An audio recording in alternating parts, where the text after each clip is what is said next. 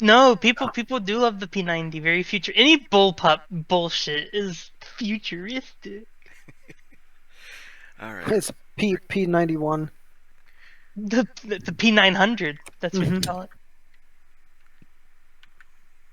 We are recording.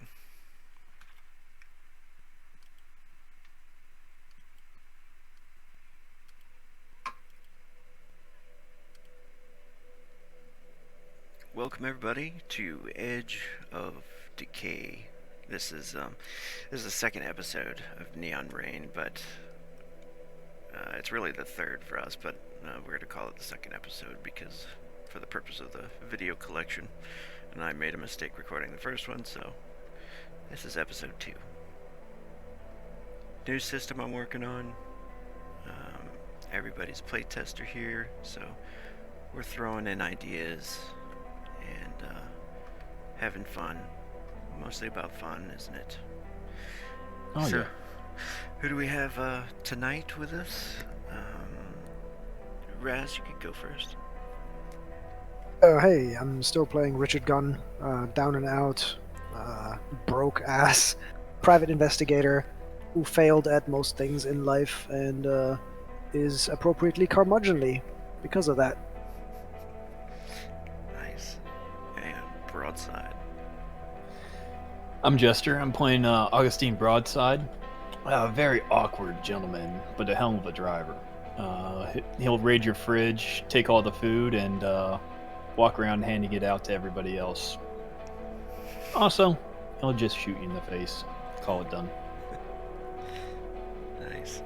And Fragman. Yes, hello. I am once again playing Dr. James Peterson, a older, kind of more weird and socially awkward, but very smart and very adept at his duties. Forensic scientist and medical examiner. Nice. Tonight we are missing Quaritch, but I'm gonna read this intro here and we'll find out what happened.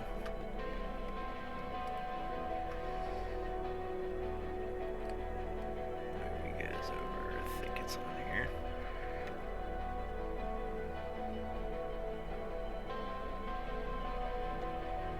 There it is. The old lab.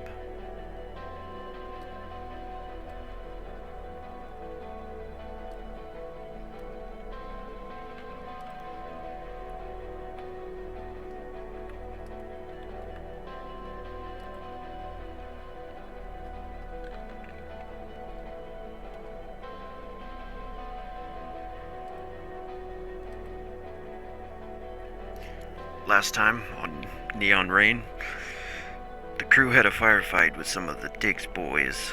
Diggs was a known drug pusher and scumbag that had the hots for Anya Boldna. Upon questioning Mr. Diggs about the murder, a fight happened. In the end, several lay dead and a few were on their way to the hospital. The crew got pulled back into the office of Mr. Fratelli, who owned the place. He paid off the investigators, and Dick Gunn let the singer know that her husband was dead. Case closed, right? Well, for Anya it was. She got to grieve and move on now. However, the client has changed. Trent was being followed by Mr. Fratelli, and now he was holding the paycheck. He wants the crew to find out what happened to Trent. Why is the body of Trent in his old chop shop, and why is he still walking around the city outside the Blue Horizons apartment at room 607? Time for some more answers. So starting out tonight, it's late, 11 p.m., rain still coming down slow. Quaritch had taken off after some stranger out the back of the store. Could have been a thief or a squatter, or could have been somebody returning to the scene of the crime. Dr. Peterson was busy looking through the remains of this corpse, and it was bad. The smell was getting worse. Dick Gunn was there too. He watched Quaritch run around the corner after the guy, but he turned his attention back to Jackson Burns, who leaned against the wall wounded in the corner. Augustine Broadside ran to his car. He tried to head them off, but when he sped around the corner to pursue them, both Quaritch and the stranger were long gone. A blocked road, construction, and a demolition site. A twisted maze of shadows. So we'll go ahead and come back to the scene here inside the chop shop. And you guys can take it away.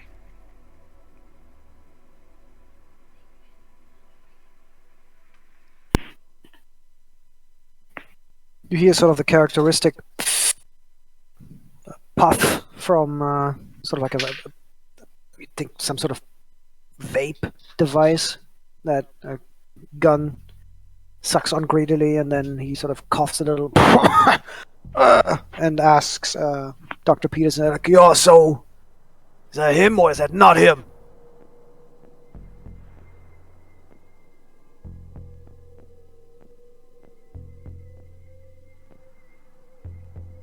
All the while, you guys have the sound of just tires squealing off in the distance. An engine that's rumbling a little bit too much. Yeah, you might be muted, Frag. Yeah, no, I'm sorry. Dr. Peterson is kind of meticulously picking through the corpse or remains that are by the table, and he'll say, "I don't know, and we won't know unless we can get a sample of Mr. Trent's DNA to test it against." What about dental records, stuff like that? If he saw a dentist, maybe. I mean, we got a picture of the guy, and then maybe Richard Gunn himself actually goes up to the corpse and actually compares the face of the person lying in front of us with an actual picture of Trent. I thought his face got ripped off this corpse. No, what? I don't know. How bad is a state the body in? Jam question.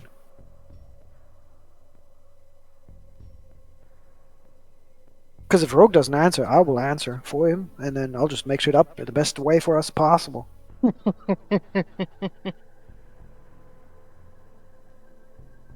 You might be muted, Rogue. Something.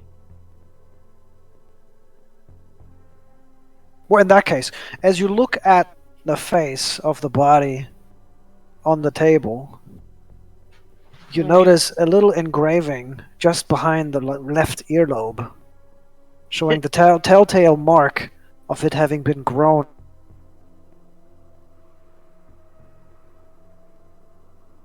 Oh, there's Rogue. Oh, is he back now? He might be back now. Might be. He could be having a connection issue where it's just flickering in and out. Oh, I heard something. I heard pop pop. It's You're making a bat grown clone. exactly. This is a telltale sign that But he just the body was custom engineered by Biodesign, one of the bigger corporations who specialize in making body parts initially for the. Now that it's become more common for anyone who can pay. Yeah, I was about to say, I imagine that would still be a pretty expensive process, growing body part. Well, we do all wonder how Trent was able to, maybe just get the head printed. That would be cheaper because the rest of the body is sort of chopped up. Well, as far as we know, we saw him in some some hotel security footage later. Yep, the and Blue Horizons. It's the same exact guy. That's why we want to find out if this corpse looks exactly similar to him or not. Yeah, I think we as a group are thinking that perhaps he placed this corpse here to stop his current life and pick up a new life. That's what I'm considering. Is like generally, if you cause enough damage to a corpse, it eventually becomes unidentifiable by all things except for what you're saying, dental records and DNA. Yep. So I don't know what. But I'm not feeding that to Rogue. If Rogue doesn't tell us that it's unreadable otherwise, then of course. Here we go. Rogue typed in Roll20. Yes, looks like him. Face was almost ripped off. Mm-hmm. Is there? Can I do actually? Can I do a forensics?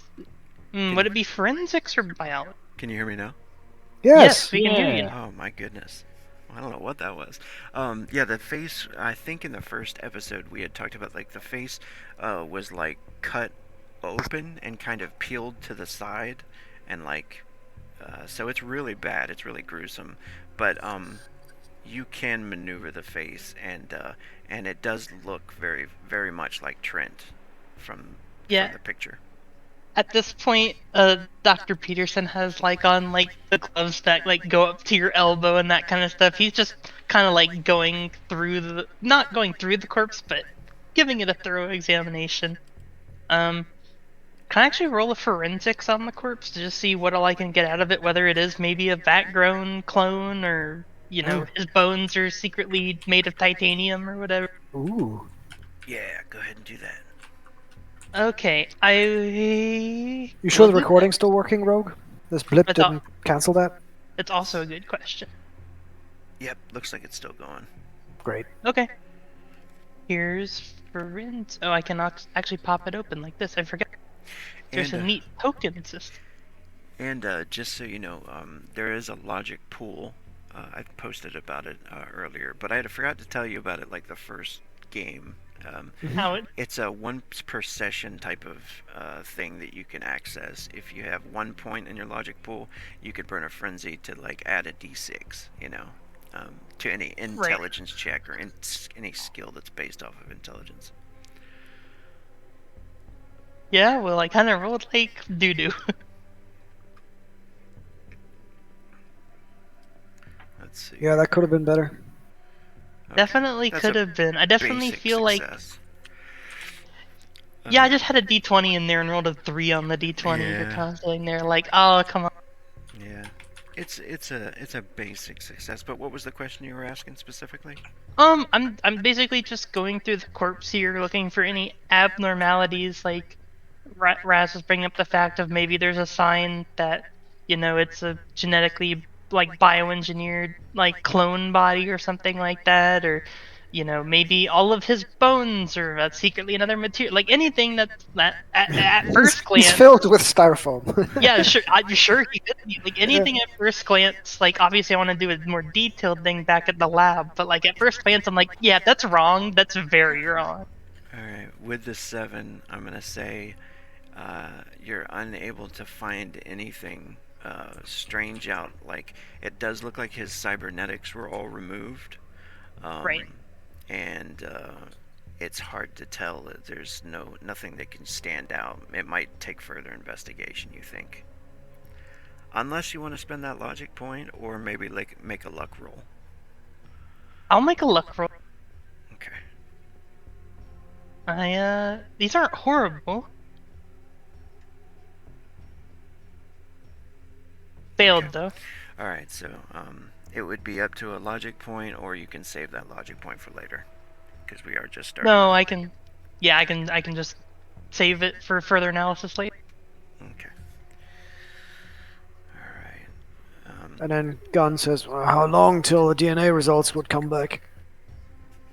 Well, with today's technology, it shouldn't take too long to sequence, but you still need a sample to compare it.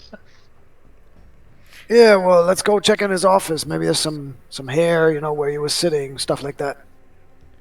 Yes, dried skin. Over here. Often Yeah. does well. Oh, Yeah, here, over here. You notice He glances at Burns to make sure Burns doesn't make any attempts to leave. Burns looks like he's like looking at the body very uncomfortably and kind of like covering his face a little bit, and he's like, "Oh, Jesus, man."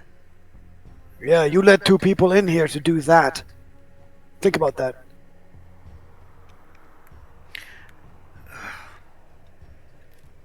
I didn't know that was gonna happen. And yet you still did it. Don't you move, we'll be back.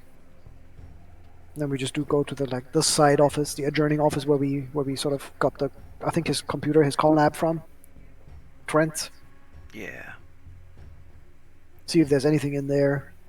Old chewing gum, skin flakes, hair stuck. In a comb. Yep. I was about to say combs, like I don't know, maybe tissue from the fucking trash or something. Go ahead and make a. What kind of roll would you like to make for that? I can make another forensic. Yeah, go ahead and do that. This is CSI shit, yeah. Hopefully it's better than a 7 this time. Could be an 8. Just then you hear the tires pulling up again, the engine shutting off, and you hear a door opening up. Nope. Another 7. Very steady. Hey, that's enough, actually.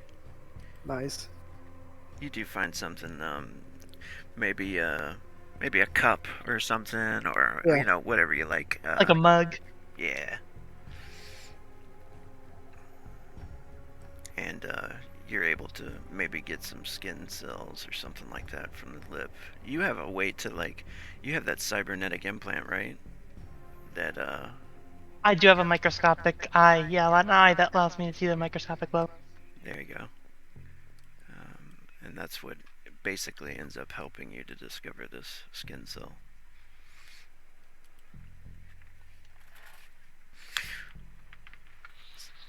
Broadside walks into the room and just looks at Burns, his horrified look on his face, and Broadside just bites into an apple and offers it to him. He says, "Oh, Jesus, no." You never know when your next meal's gonna be coming. What's the matter? Got a squeamish stomach? He's like, "I used to get this guy clients from time to time, that's all. I never meant for this to happen." From Yep. inside the office, like the head peeks out. He's like, "Oh, Broadside, you're back. Yeah. Did you catch Takes a bite of anyone?" The apple. The road's blocked off with the demolition crew. Shit.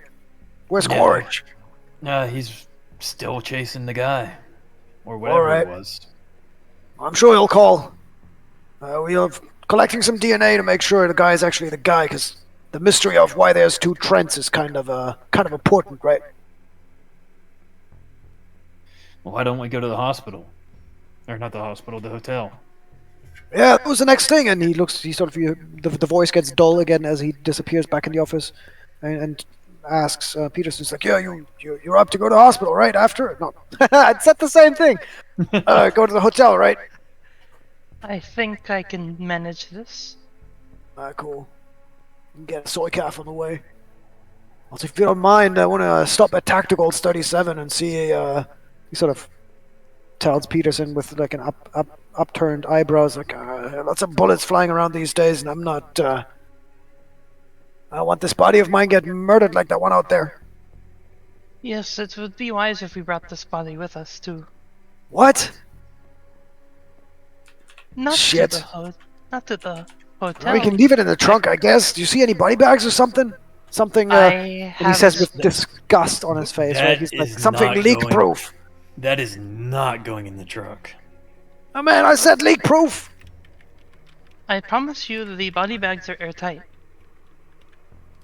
There you go. Trust the doctor. And with that, Dr. Peterson will like take one out of his probably not even a rucksack, but a bag like he carries with him, and will Yeah. begin to lay it out and then move the body into the body bag. Yeah, Gunn walks over to Broadside and quietly says to Broadside, "At least he's doing it himself." I wasn't about to help the man. Fuck That no. is, I mean, I've done some disgusting stuff, but yeah. Listen, check this out.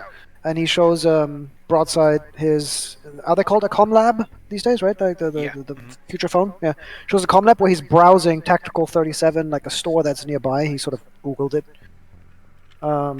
What they have on store, at the store, and it's like, yeah, I'm looking to buy a long coat, I think a vest maybe, and some clothing. What do you think of these? You're a bit better on this subject matter than I am. And he sort of hands over the comm lab and the things that he's put in his cart. So this body armor, you should go with the nanotech weave rather than the ceramic. Ceramic's just Yeah, he points at the comm lab and just swap it out. All right. As far as the helmet goes, It's. When I look shit with a helmet. I don't know if I have money for a helmet, honestly. I think it's just the clothing, the vest, and the coat. I mean, the rest of it works out. Yeah, I mean, this morning I was fucking broke, so I'm happy to be able to buy anything. Fair point. Yeah, I'd say go ahead and get that. Alright, cool. Thanks. He presses purchase and self-pickup on his comm lab, and so then that means we can much quicker just drive by. He picks the shit up. Oh, nice. Yeah. Thanks, man. He taps him on the shoulder. We'll feel a little safer with all the bullets flying around. Maybe I'll. Yeah, I'll find something for myself later. I'm sure you'll find someone. Gunn says with sort of a smile on his face. Yeah. And you just see him walk away. What's ammo cost, Rogue, for the Colt Thunder that someone gave me? 50 credits, I think, standard. Oh, cool. I'll buy one of those. I'll put that on my list of things to buy. Yep. It's one 50 credits for one magazine. It's okay. Just Can to always make it buy easy. more if I survive long enough. I think there's explosive rounds offered too, which add like +3 damage. Nope, can't do it. Code of honor. Yeah, I bought some shotgun slugs for the shotgun for Nice. free. Nice. Burns, as he's looking at the body, he's like, any ideas on who did this? Well, probably the two people you let in, no? He's like, I told you about the woman. The woman. What, that called Oracle? me. Yeah. What about her? Do you know anything about that name? She didn't look much like a ganger type, but the two that came here, they did. They had tats all over them, I keep thinking maybe they're the Chrome Vipers. Gunn writes that down in his archaic notebook. Should we be just editing the leads handout then? If you guys want to, if you want to put them in there, you totally can. Okay. I figured that was a cool place, I guess, because everybody could update it at their will or whatever. But Cool, I've updated that lead with the Chrome Viper's name. and as he thinks about that a little bit more, he says, "Chrome Vipers, they got a strip club right down the street over near the subway station on 9th and St. Andrews. This place is called the Snake's Den." What, you think you could identify those two? You said they wore masks and hoods. I'm not gonna walk into their place and say, hey, the two of you guys go over that place and murder two, that's suicide. He says, yeah, I hear you. But, yeah, maybe I could identify him. I don't know. I mean, it's a strip club. Maybe someone would know Oracle. But I think, and he looks at the other two, I think the hotel seems to be the best lead, no? If we can physically find Trent, then it's much easier. You guys let me live. I'll help you out, alright? I'm pretty fucked up right here. I need some rest. You just look over at Broadside, and he's finally cleaning all of Burns' blood off his pistols, and he just looks up. I didn't do it. Not Burns. Gunn looks at Burns and says, you know Fratelli can find you anywhere, right? Yeah, I know. Okay. He looks at the other two. Doctor, Broadside, do you have any further use for this guy tonight? No, I think I got all the blood off my gun. I mean, yeah. Yeah, he's good. I don't care what he does.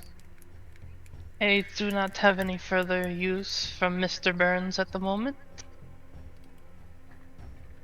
And then Gunn sort of steps over and looms over Burns, right, who's sort of like crouched, sitting on the floor, and says, "Look, it's hard to forget you just took a woman hostage to save your sorry ass. But for now, you've been useful, and if you continue to be useful, maybe you can cling on to your sorry ass life for a little longer. Get out of here, and you better answer when we call." He sighs. Big sigh of relief as he gets up, pulls himself up, and hands you basically his contact chip, I guess. Yeah. Yeah, I wonder if people, if it's like near field technology, and you just swipe or you tap or whatever, right? And they just handshake both of the devices. Yeah, that makes sense too. Pass the comm lab or throw it, Mhm. whatever. Yeah. Yep. And he stumbles out the door and disappears into the street. Yeah. I flick his contact info over to the other two as well. Oh yeah, maybe a bit like in the Expanse, right? They were flicking things around on their little comlinks. Yeah, that's cool. So maybe the comm labs have some sort of spatial awareness of each other, and I can literally point mine at theirs and just go flick with the finger, and the info goes to theirs. Yeah. It's like, here in case you need to call them. Tactical 37 and then the hotel, what do you think? Seems like you almost picked up all the bits and pieces, Doctor. I think, perhaps before we stop by Tactical 37, we should maybe drop the body off so it doesn't stink up the whole precinct, as you two have already made comments to it. Sure, you got a contact somewhere, like a coroner or something? An Iceman? I am a coroner. Oh, you got your own place? Well, there is our office. There is a spot in the basement. I'm sorry, your office, right? Not my office. No, Right? not your office. Oh, okay. Sure. If you don't mind, Broadside, you could just drive us there. This thing is going in the back of my. The It's in a sooner- bag, look. The Doesn't sooner even we leak. get to the office, the sooner we can get it out of your precious automobile. Alright, whatever. Nice. And then Gunn just walks out knowing that the other two will have to carry the bag. So he walks out first. Dr. Peterson will take off his like the really long gloves and just throw them away in the trash somewhere. They make the snappy rubber sound. Yep. And pick up the body if he can by himself and skedaddle. Broadside just walks over and grabs the body off from him and throws it over his shoulder like a sack of dog food. That worked for me. Nice. Sure, there's some like slight sloshing and squelching sounds. Depends on how old the body is. Not that old. Yeah. Less than 2 days. Yeah, You it's could pretty start nasty. decomposition at that point. Yeah. I mean, it's cut open badly. Alright, and then Gunn will wait by the car until it's opened, and then he'll just get in. So you see Broadside walking out with this bag on his shoulder. You know, you're a bastard. Gunn sort of, you see Gunn with this like faraway look, right, where he's looking into the rain and again taking a puff of his like nicotine vape thing, and he looks over. Yeah, I was talking to dead people for a while too, Broadside. It's a bad habit. Here. And Broadside tosses the body to him. Throw that in the trunk for me. It hits Gunn squarely and actually floors Gunn. Like he did not expect that, and you absolutely just smashed the shit out of him with that body. He's not as strong as you either by any stretch of the imagination. So he falls and starts immediately cursing, going, "What the fuck?" as he sort of tries to get out of the wet and dirt of the road. Hey, you left the room rather than help. You get to now. But, I carried it. You should be able to. Fuck's wrong with you? As he sort of picks his vape had like clattered across the street, and he picks that up first. Like tries to in vain sort of clean it on his coat and says, "At least I'm getting new clothes in a few minutes." Fuck, man, why are you such an asshole? And then you see him. Broadside, He struggles not- with the heavy bag. Broadside, not even paying attention to him, is looking at the shocks or the struts or whatever of the vehicle underneath the wheel well, making sure he didn't pick anything up when he was chasing down the other guy. Yeah. Gunn does his best to lift it into the back of the car. Dr. Peterson will actually come over and assist Gunn in putting it into the back of the vehicle. Thanks. He seems appreciative because he's like grunting and cursing Yeah. as he's trying.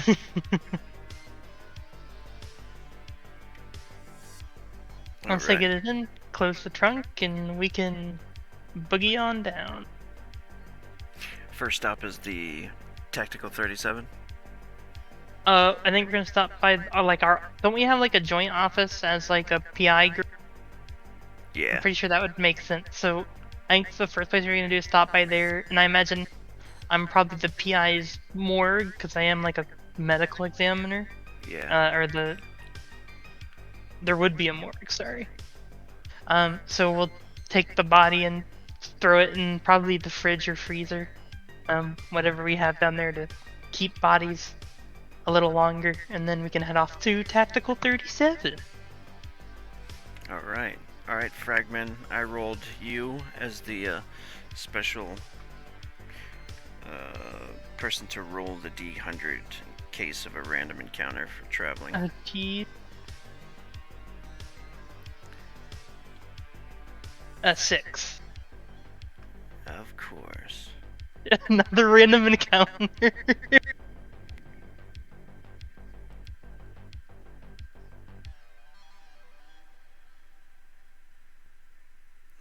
Okay. That one's hard to deal with, I guess, so. Alright, as you guys are, you take back the body, I guess, and put it in the morgue. As you guys are leaving, everybody make perception checks. I'll make this Ooh. a hard one, I think. Can we Am do I in observation? danger? No. Do his question first, I guess.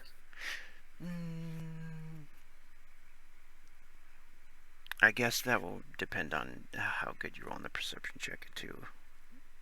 Yeah, I should get a bonus between 3 and 5, I think it says in your talent. Okay. Not talent. A class. No, ability. I think they call it an ability. Traits! I got it eventually. You found the right word. 6 for But broadside. from what I was saying, can I roll observation instead of perception? No, not for this one. Okay. Since observation would be something you were aware of, I think. More, Oh, the mark of the beast. Yep. That's Oh, 5 6s in a row.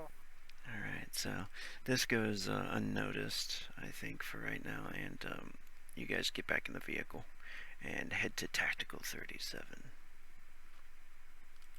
Right, so even if I had had like a 10 or 11, I would have not noticed. Yeah, Got it. probably not immediate danger, Got it. unless it was investigated. Well, yeah, we didn't know, so no. Yeah. We don't have a clue. Yeah, so he stops by and tells them, "Yeah, I'll be back in 3 to 5 minutes." And then he walks in, and this is, I think, where I go and reduce the money I have here on the sheet by whatever this costs. What are you this buying? I'm buying an armored long coat for armor 3 on all locations. I'm buying an. Armored. Oh, go ahead. Okay. Yeah. Oh, I Wait. think that's 800 credit. Correct, yeah. I'm also buying an armored flak vest for 1600, which gives me armor 5 on my chest specifically. And then I'm buying armored clothing AR1, all locations, for 250. And I'm buying one clip or magazine for the Cold Thunder, which is 50. So that's 2700, I think. Yeah, it cost 2700, so I'm down to 300. No, you just see Broadside putting a whole bunch of shit up on the counter. Oh, you're coming with? Yeah. Love it. Gunn actually looks over and says, like, I'd pay for some of your shit, but I really don't have a lot of money. I'm not buying as much as one would think. You know, a few more explosive rounds, a little bit of body armor, that Yeah. kind of thing. And Yeah. you actually, Oh, go ahead. you actually see him very carefully setting up a box of explosive tipped rounds on there. Nice. I don't know why you won't use these. Oh, I really don't want any innocents to get killed. My aim's not that good, you know? I mean, you just saw me use them against, what's his name? Burns, that's it. I didn't hit her. Yeah, because you're a better gunman than I am. Ah, but you're forgetting it, and you notice Broadside grabbing his sword on his back. It's not the only weapon I wield. Yeah, I'm sooner, also... sooner or later, you run out of ammo and you need a backup. Yeah, that's why I have Quaritch and you, right? Yeah. Speaking of Corge, I wonder if he found whoever it is. Yeah, I sent him a text, haven't heard back yet. Who knows? He'll probably be fine, right? Yeah, he can handle himself. He can almost Good. beat me in a fight. You serious? No, Alright, he alright. can't touch me. So he laughs about it. Railroad. You can see he's got his name tag on as he comes out and he brings all the gear and stuff. He's like, alright. That should be everything. You guys need anything else? Oh, I sure do, but I don't have money for anything else, so thank you. I just take all this and he slides it over. Oh, nice. Hey, should I buy restraints? Why don't we just beat the hell out of people until they listen? That's not the same purpose. Yeah, you literally just knock them the hell out. I mean, yeah, if you can afford restraints, you might as well get them. Alright, I look at the guys like, can you get me a set of restraints? Oh, yeah. And then I'll deduct another 100. Yeah, those are just the basic ones, right? Yeah. Or does it have any options for other ones? No, no. I think in the gear list under restraints, you might actually have listed some like explosives costs, but I don't think that was meant for the restraints. I think that's a line break issue. Oh, okay. Yeah, there's supposed to be some other ones, but maybe I didn't add them. I mean, I have $300 left. I'm not going to spend more than 100 on restraints. Yeah, he does offer some. We'll say. He's like, do you want Yeah. just the basics, or you want some screamers?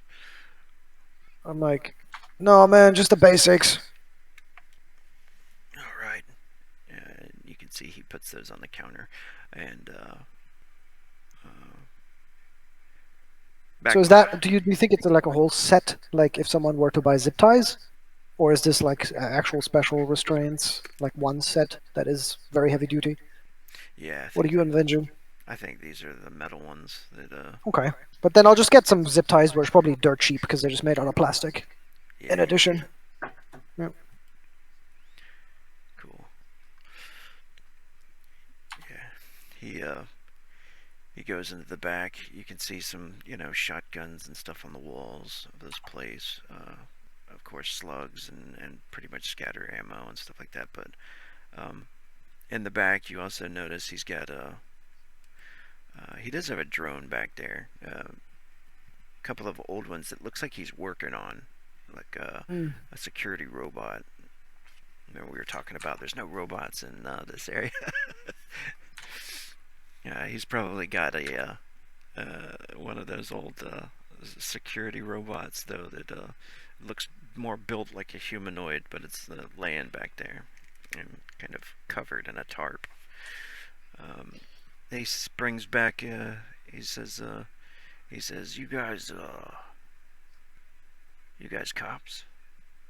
No. No. Broadside laughs.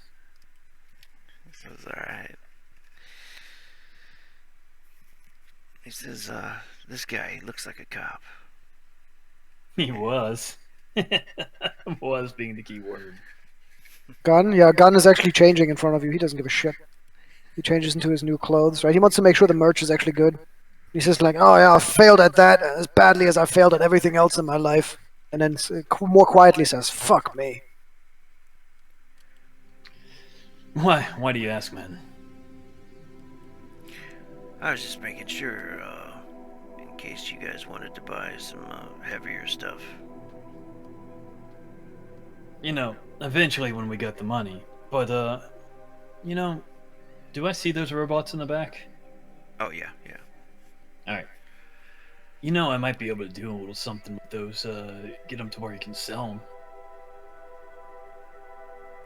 He's like, he looks back at him for a second. And he's like, "Oh yeah, that's what I'm doing. I'm fixing them up. You know about repairing shit?" Yeah. Yeah, I'm actually, you know, not half bad at it, but, you know. Do you got all the parts and shit? Well, I got some parts I'm ordering, but they should be here in a couple of days. Alright.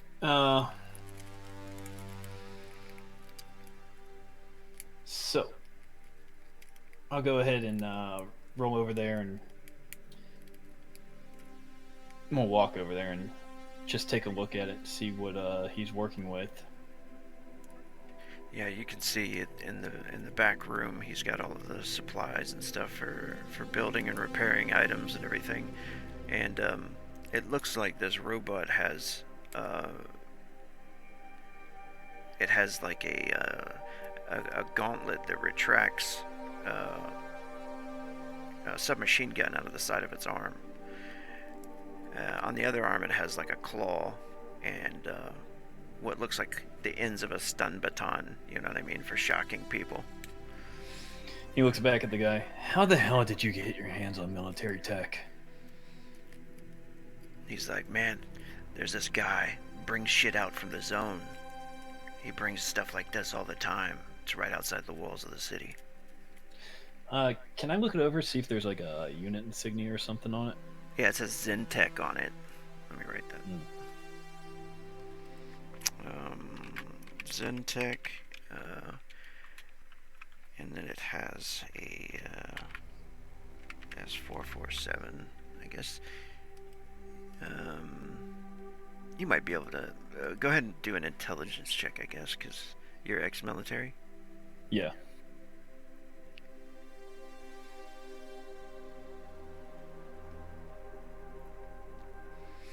Okay, basic success would be Zentech is a weapons manufacturer, and they do sell some things to the military and stuff, of course, but they design weapons and pretty much like top of the line weapons.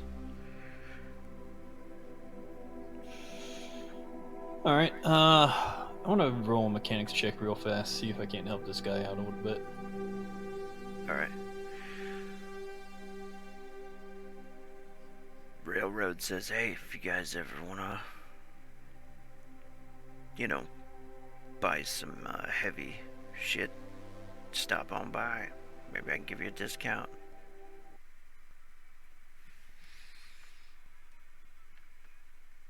Alright, I rolled a 9 on that.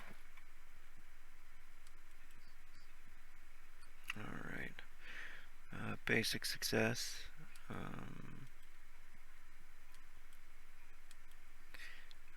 You probably mentioned something. I would think you probably mentioned something, and it's something that he already knows about. You know, that type of thing. But because you can tell like he knows what he's talking about, right? Mm-hmm. But he says, "Hey, if you're ever looking for a side gig, want to come help me out and do some work, I could always give you a nice discount." Be more than happy to, especially if there's a discount involved with some heavier shit. You know, got a vehicle out there that needs a little bit of tender loving care. You know, maybe a little roof-mounted gun. He smiles. But yeah, I'll just tinker on this a little bit until these guys are ready to leave.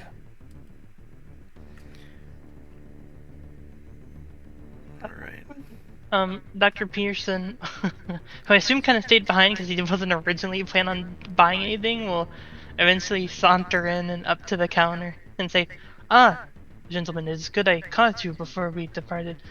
Excuse me, do you happen to have any forensic kits? I seem to have misplaced mine." Oh yeah. You need to pay for one. Yep. Yeah. Yeah, definitely. Is this one that gives you a Cool. bonus? Maybe. Yeah, it's a +1. Oh, okay, cool. Yeah, maybe he had like a nicer one in there or something you can find. Nice.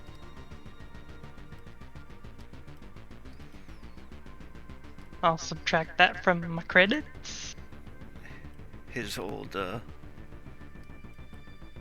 armor slash pawn shop.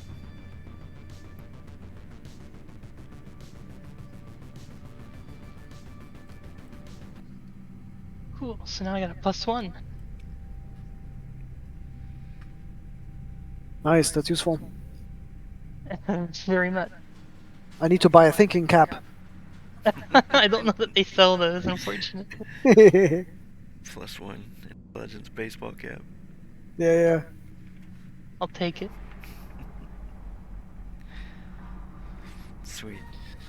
So you guys finish up the shop here, and Yeah. I head believe on, so. heading on to the hotel. Alright, we'll say it's like midnight.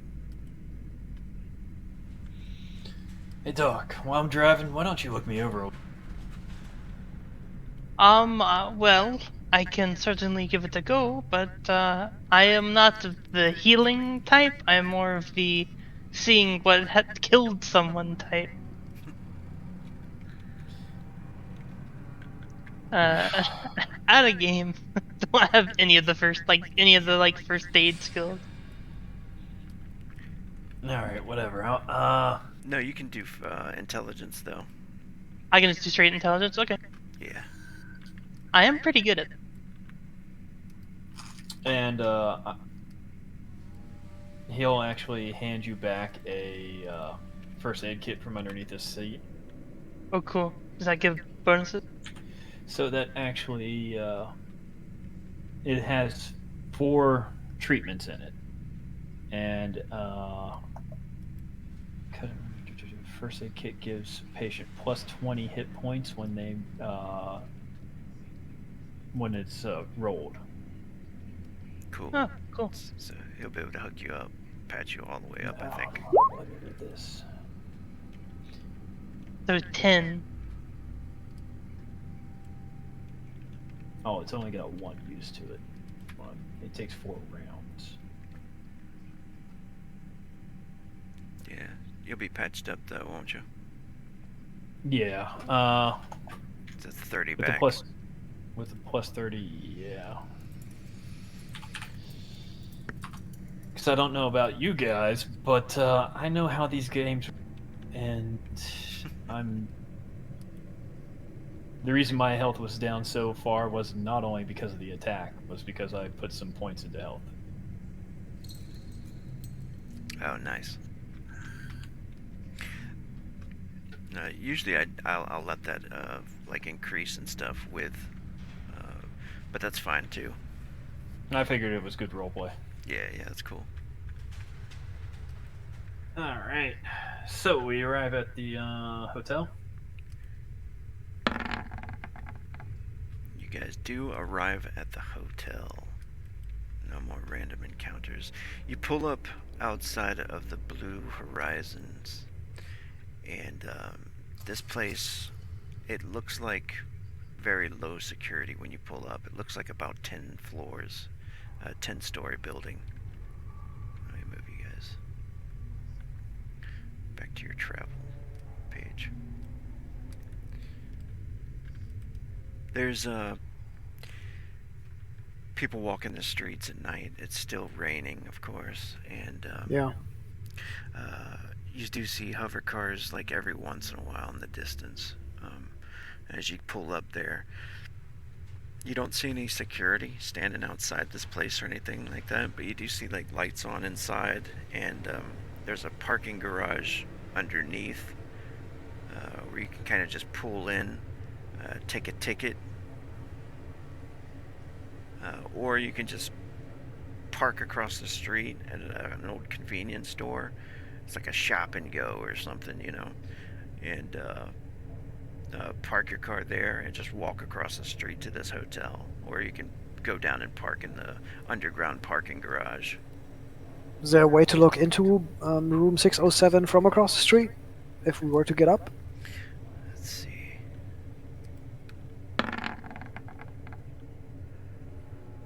No, you don't see the next building over is some old apartments, and they only go about to the 5th floor, we'll say.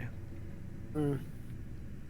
Is it common for everybody to have sort of drones? We could bribe someone to fly a drone up there and peep into the window, or are these windows, for example, now all futuristic mirror sheen windows or whatever you can't look into? You might be able to like peek into the windows. I mean, it would be possible, I believe. So you just need either to be on a building, right, or have some sort of drone with a camera fly up. Yeah, you guys could go up to the fifth floor and maybe get like some vantage point, I guess. Not an exactly clear one, I guess, but I just thought it'd be the easiest, right? If there was like a large building on the other side, and you literally just look over and you see Trent through the window. I mean, that would have been right, yeah. the quickest route from point A to B. But of course, we can also go inside the hotel. That's not a problem. So Broadside parks a car across the street, and Okay. you see him reach up underneath the dash and kind of flick. You just see him messing up underneath the dash. So he's built in a kill switch to his vehicle, Yeah. not easily found. But before he departs, you see him screwing on something onto his pistols. It's like, yo, you got a drone or something? Do I look like the type that would have that kind of shit? I don't No. know, man. Binoculars, maybe?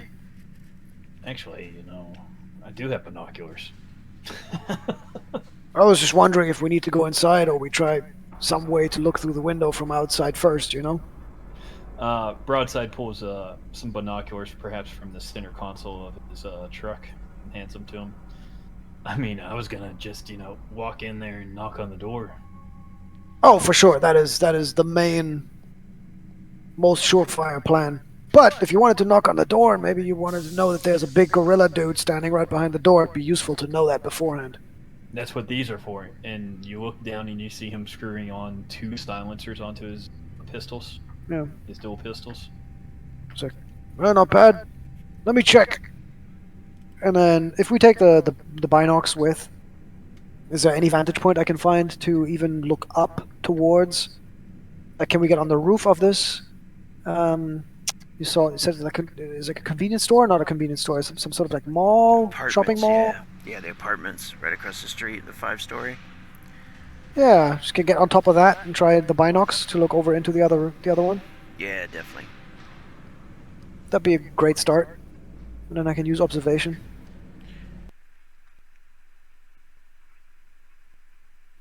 All right, yeah.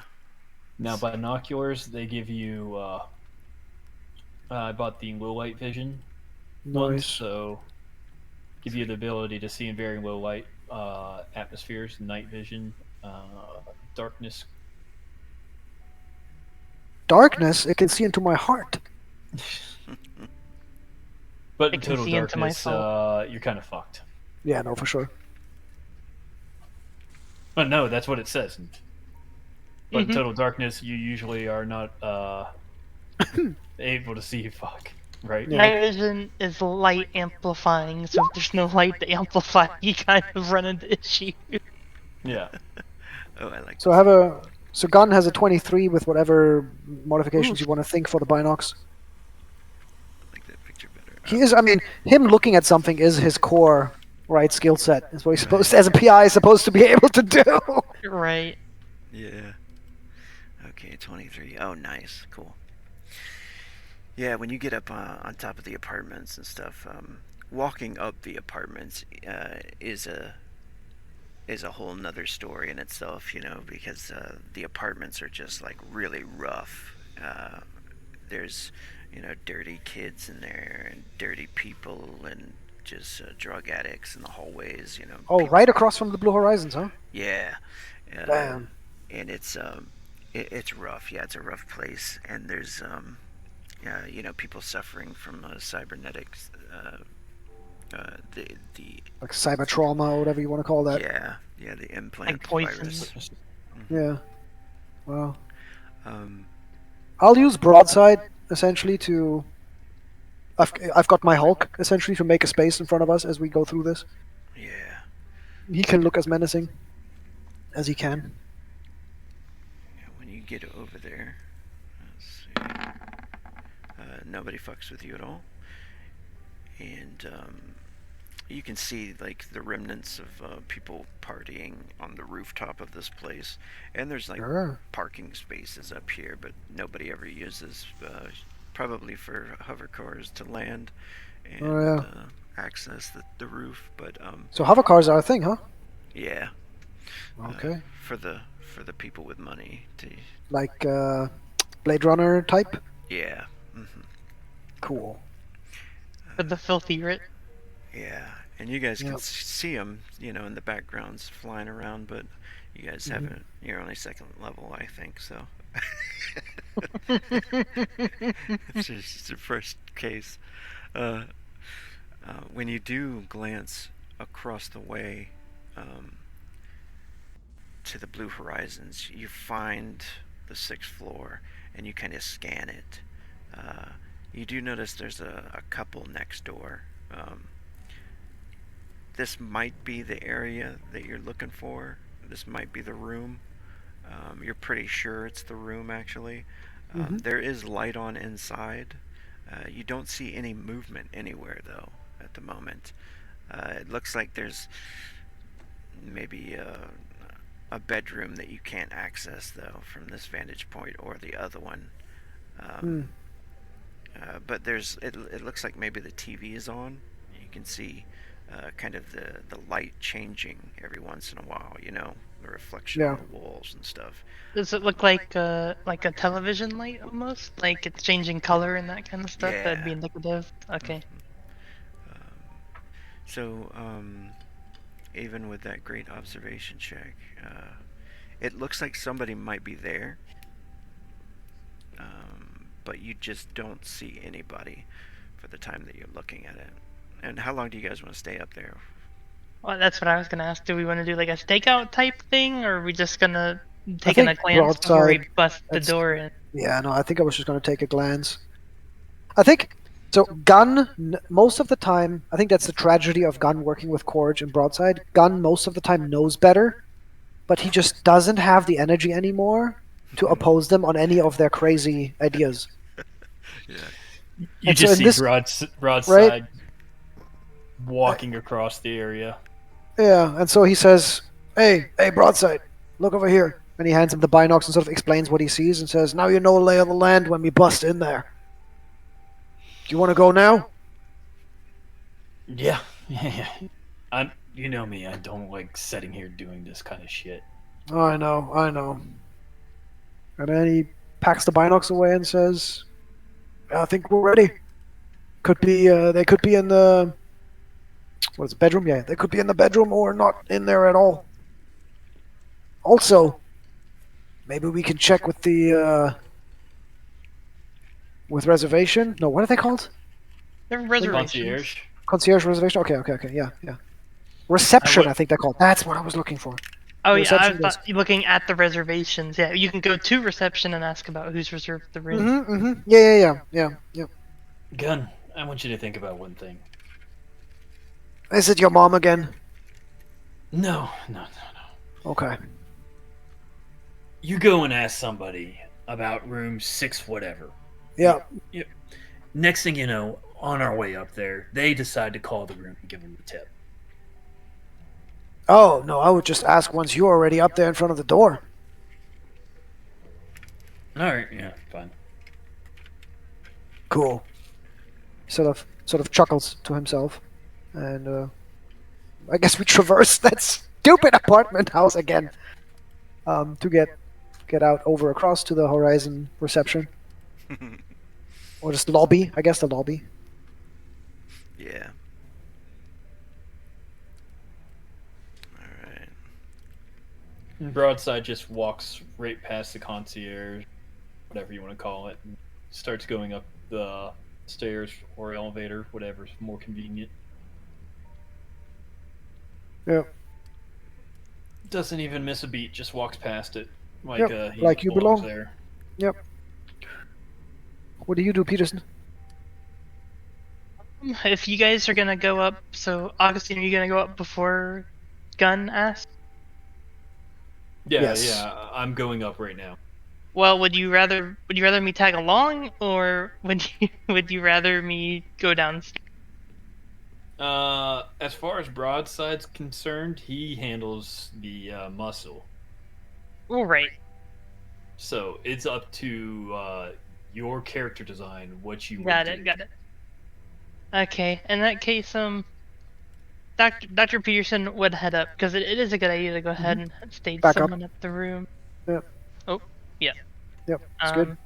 Even if it's the fact of people trying to get rid of evidence and he can get in there fast, but Exactly. Great thinking. yeah. So he'll walk up with Broadside whether Broadside notices or not. Alright, Up cool. the. And Richard, you're gonna stay back. Yeah, until I get a ping from them, like my comm lab will vibrate or something, right? We have some sort of ping back Cool. that they're in position, and then I will engage the. And there's again a question: are they receptionist people, reception robot, reception kiosk? Yeah. Did you actually buy a comm link? Like that would have been 200. I could have spent those 200 if that was, but those would have been my last 200. I wouldn't have any money for food or anything. Some of them come with it. Let me see. I have a comm lab, of course, which I mean maybe has its own Oh yeah, Comlink. Sorry. like a headpiece. Yeah, Comlink is short range communicator for the earpiece. Mm-hmm. So no, I know that it's at the top of my list and it's really useful. I just literally it would have cost me the last 200. All right. Yeah, because I was gonna put it in my ear, but I'll just use a ping system. Yeah, and just my comm lab goes bzz, bzz, in my pocket, Mm-hmm. and then I step up to. Oh, you've got that setting, huh? Bzz, bzz. Yeah, You didn't put vibrate. on chimes. Bling. All right. No, whenever I get a text from Broadside, it goes pow pow. All right, cool. Yeah, there is a woman at the desk when you guys walk in. Must be Oracle. Yeah. Obviously, you can't come up with that many NPCs, right? Let's see. Where is she at? Sure. Oh, I just had her. Where'd she go? Receptionista. Oh, she was so cool. She was so perfect.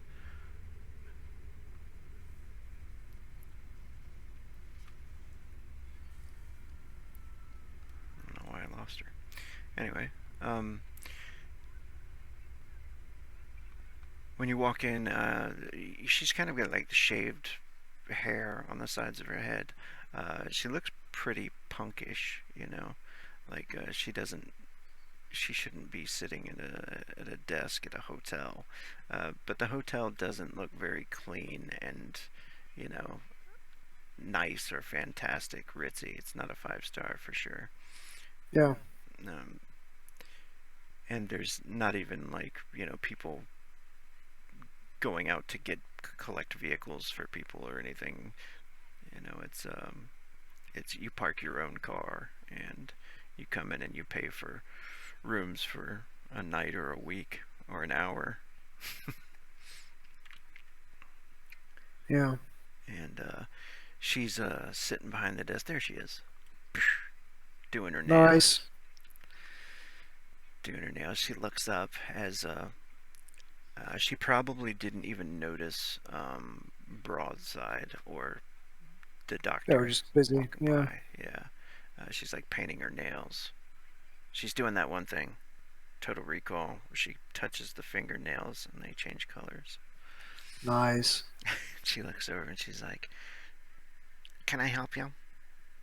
That's pretty cool color. I like the red you just cycled past. Oh, thank you. I like the purple one. Really? Does she have purple on right now, or should I ask her to switch to purple? Yeah, she doesn't have it on yet.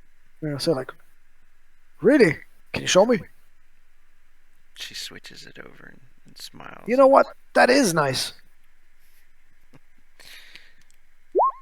She's like, "So you getting a room or what?" Yeah. I was wondering if you still have 607 empty. I like that room. Has a good view. 607. She goes over and no, that one's taken for the next 3 days. By who? She's like, "I'm not really supposed to tell you." And then how does sense motive work? Because I don't think the skill is described on your handout, Um, but it's described as a social skill. It's under the social skills. So is that like? Yeah, I don't know if and how to apply it. that one I think is more like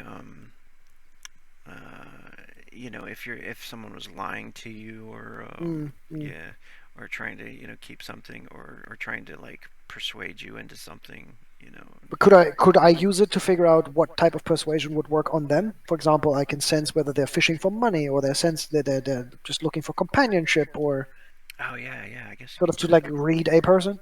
Yeah, that sounds good. Cool. 14. Nice. Yeah. It seems like that's a good roll. So let me roll something.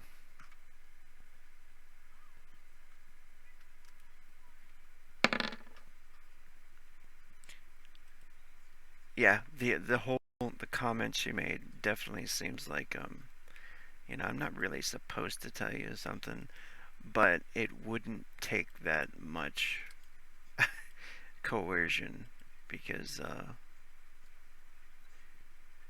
so far you've complimented her, right? And Yeah. it looks like she's just like fluttering her eyes, you know, at you, or batting her eyes at you, you know, and waiting for another response, if you know what I mean. Yeah. Maybe not fishing for money, but Got it. I say, you know, you remind me a little of this woman I'm helping find her husband. It's a really tragic story, and I'm wondering if you want to be part of the solution for that problem. You know. And then sort of I spin in short 2-3 sentences, explain this down and out woman that has to work at a nightclub, and her husband went missing, and I had heard he was last seen going up, and you know, sort of spin it in a way that she's helping the law, which maybe during my cop time that's worked a few times. Where if I sense that that person isn't a down and out criminal or sociopath, like Broadside, they might enjoy seeing themselves or imagining themselves as part of a, justice or the solution or helping people in need. If you think that approach won't work, then I'll just switch to bribing. Yeah, go ahead and make a charisma check. Sure. But add +2. Nice. And how could I further boost this roll? If you have a social pool, I don't. I have frenzy. What does that do? Could I burn a frenzy to do something here? no. Okay. Or if you have any allure bonus. Mm-mm. Oh, rolled well though. I Very crit. nice. Very Got 16. nice. She's like, wow. She's like, are you a police officer or something? He looks around and says, I know. There are areas where I don't want to be that specific, and he sort of gives her a friendly wink. She says, oh yeah. She says some guy came in here. I don't think that it was his real name and his real ID, and we don't really investigate too much about it. The boss says, just take the money. But he came in and he gave his ID, and it said his name was Jeffrey Riggs. Is that with a double G? Yeah, there we go. There it is. Yep. I like double And G's for some reason. I show her a picture of Trent. So like this face. Oh yeah, he looked just like that. Damn, who was he with? She thinks for a moment. Some dark-skinned woman. She was really pretty, but she was wearing a hood. I couldn't really make out her whole head, but it looked like she was bald. Any chrome? She did have some cybernetics, like a data display on her eye, a little screen that slides down over your eyes. Yeah. Anything else you noticed of the two? Did they seem friendly with each other? Loving? Business? Oh no, yeah, it looked like they were all business. He looked very sketchy. Sketchy, what makes you say that? Like nervous, He kept looking around. Looked like he was worried about something. She was cool though. I mean, you know the story behind him now. Maybe that's why he's nervous. Yeah, right? Walking out in that poor woman. Well, anything else interesting that came to mind? Are there, weapons or anything? I'd like to not get these clothes I just bought shot. She says no. Let's see. Hold on. Let me see if she has this information here. I'll say 35% chance. 31. She does. She says, I think he left a little while ago, but I didn't see her with him. Amy's on her name tag. That's why I put that there, but just in case. Yeah. I'll write it here. Oh, you don't... You know where he went or when he left? I think that was about, oh shit, I had just started my shift, so about 3 hours ago. Well, you said they rented the place for 3 days, right? So maybe he's coming back. Yeah, I think so. That's good to know. Well, thanks, Amy. I hope you, No, he won't say I hope. He says, I'm sure you've really helped us here. Oh, no problem, hon. And he gives her like a nice wink and walks up to the elevator. She smiles. Goes back to her fingernails. Alright. Dr. James Peterson and Broadside. You guys getting the well, you going up the stairs 6 stories, or are you gonna take the elevator? I would have taken the elevator if it's that high up.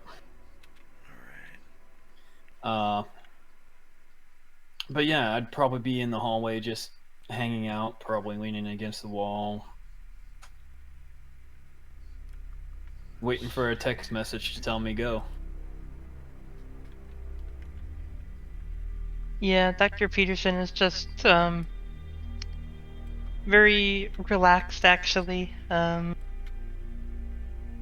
Just awaiting whatever might happen. Really. So is this the elevator right here? Yeah. Would you be all right with me moving ahead into the hallway where I'd be standing? Yeah. Let me take that out. There we go. Oh, is that actually there? It is. Does that look like dirt or more like an explosion, like blast? It does look like some kind of like something might have been sitting on the table at one time and then broke. It looks like dirt. Yeah. So it basically something like a drink fell off the table and no one cleaned it up ever. Right. Yeah. Okay. Well, since there's a couch, broadside would actually be laying across the couch. Yeah. I put Yeah, a. Dr. Sorry, I put a few things in here to make it look like this place is dirty and trashy. A dump. Okay, Yeah. got it. Uh, Dr. Peterson will kind of walk out of the elevator and take a look around, and I say, I see, Mr. Gunn has gotten us some information. Hopefully he will be up here shortly. Hopefully he gives me a text message just telling me to kick the door in. Something tells me it may not be that simple. I have a feeling there's definitely things we're missing here. He'll say as he kind of like goes and saunters and sits down in the chair here. And you kind of see broadside laying there with his pistols out, just looking them over and making sure that they're operational. You know, Doc, even if you ain't medical, I'm a simple man. Point me in a direction, I'll get a job done. I don't care what's going on behind these scenes. Just point me to who I need to shoot. I'm very aware of your skill set and feeling in these types of things, Mr. Broadside, but I can assure you that, you know, how should I word this? Sometimes it's worthy if you take a deeper look. Driving and shooting's all I need to do. And he notices the two people walking into the elevator. Yeah, I was about to say the same thing. Can I do an observation check on these people? Like, see if they're... Well, first off, see if they're armed. That'd be an interesting point. Yeah. Yeah. You could do that. Both y'all can percept or observation. Observation. I'm just rolling horribly tonight. Thankfully, Alright, it's not a double one, right? Okay, yeah, not I double. mean, it's still a 5, so, you know. Yeah. Basic success. Doesn't they don't seem to be armed. They seem to be a little intoxicated, and they're kind of hanging on each other. She is dressed very provocatively, and it could be I mean, they could be just punks going out to party, or she could be a hooker. It's very possible. Got it. Does this dude look anything like Trent? Maybe disguised somewhat? No. Mm-mm. No, okay. And they don't really pay much attention to you. They start talking about some show on TV, the Punisher game, and they're laughing and doing guns at each other, and hanging on each other, and they get in the elevator. Oh, Broadside doesn't even try to hide his guns. He's still sitting there messing with them.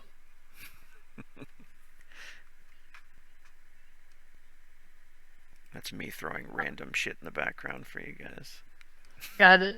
I was about to say, because, like, should I pay attention to this? Because I was about to say, like, maybe once the dark closes, Dr. Peterson will go up and put his ear to the door, see if they're still talking drunkily, or if it was an act, because a lot of times people, when they think they're safe, they'll just cut the act off, so... Yeah.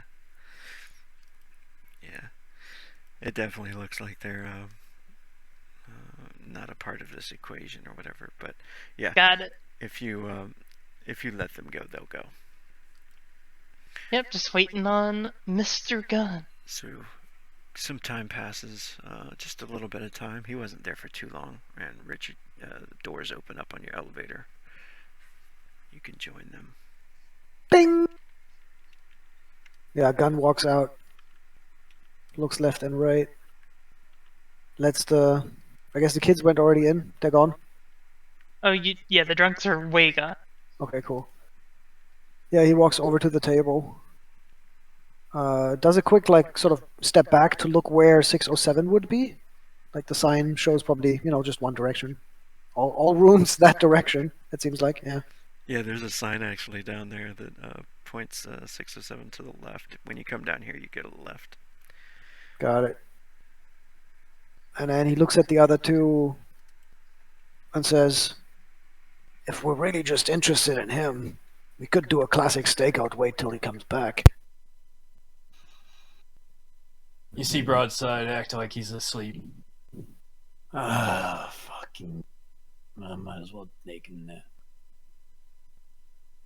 And his pistols are like laying on his chest.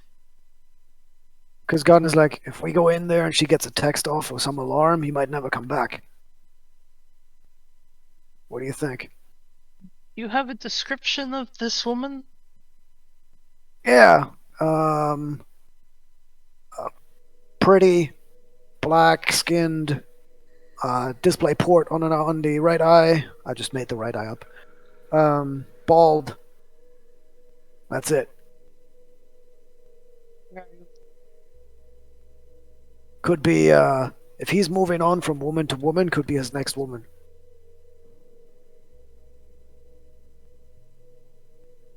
Well, we shall see. Perhaps we should kindly knock on the door first? I know, Mr. Broadside, that's not exactly what you may wish, but perhaps if it's only one individual, you might actually deem some more info, so to say.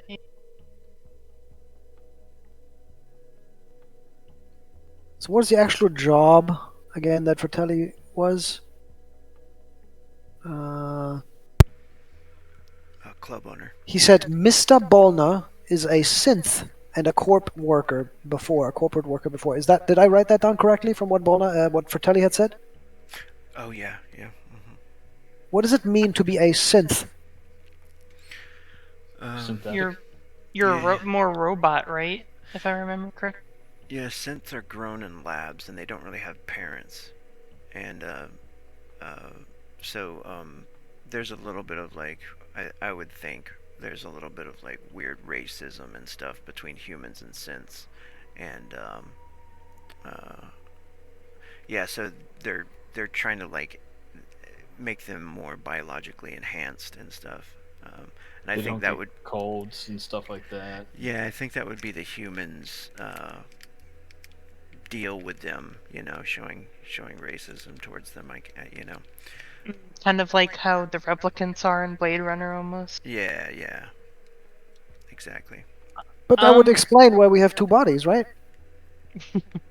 Like, if they It- can grow one of him, then they can probably grow another of him. It certainly could. Another thing I wanted to ask is, how prevalent are these synths? Are they like super high price items that pretty much only corporations are going to have access to, and like the people at the top? Are they fairly common? Because like, I think that'd be useful information, and I can roll something for that if you like. I think that would be common knowledge. I think. Um, yeah, they're more common than not common nowadays. Gotcha. Okay, so they're not super. So like, the instant you see synth, that doesn't necessarily mean like, oh, that person was 100% grown by a corporation and works for that corporation. Right. Yeah. Yeah. Cause like there was another one you ran into already. And I never made it clear. I don't think, but the guy that was with Fratelli, his bodyguard or something like that. Was I had a feeling of that. Shade, shadow. Yeah, Shade. Yeah, Shade. That's Shade. it.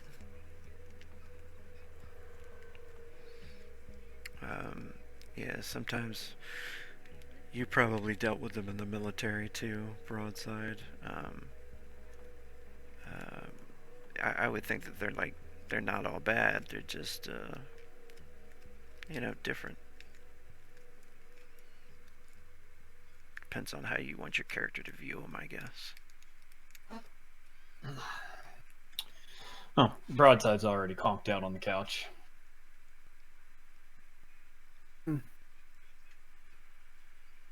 But I yeah, guess Gun furrows his brows at that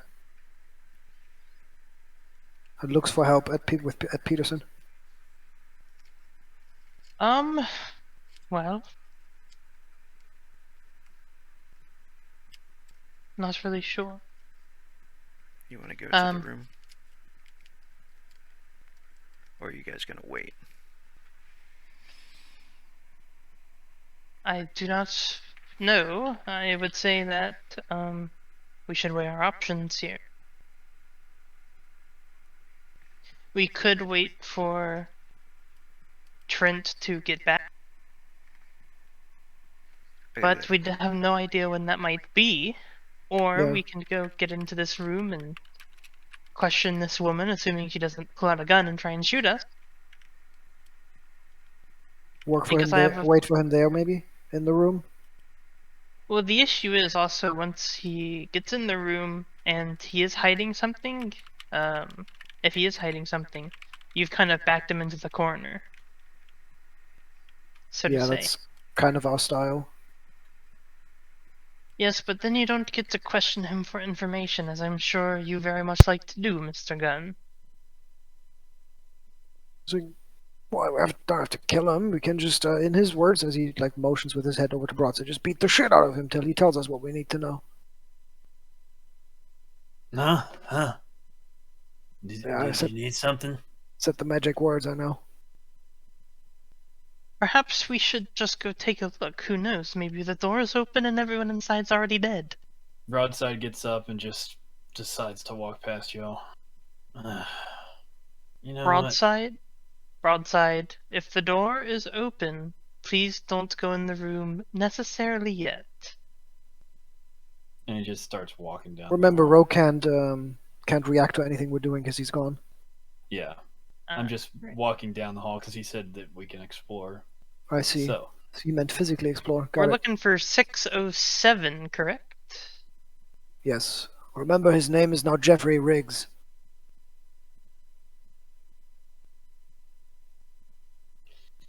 so Broadside just keeps walking down the hall step by step. Past him. Batman's just gonna kick the door in.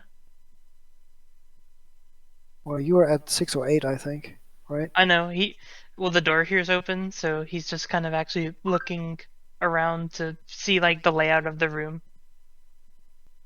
I wonder if that's on purpose. I don't know. Yeah. There looks like another doorway up here. I'll go have a look at.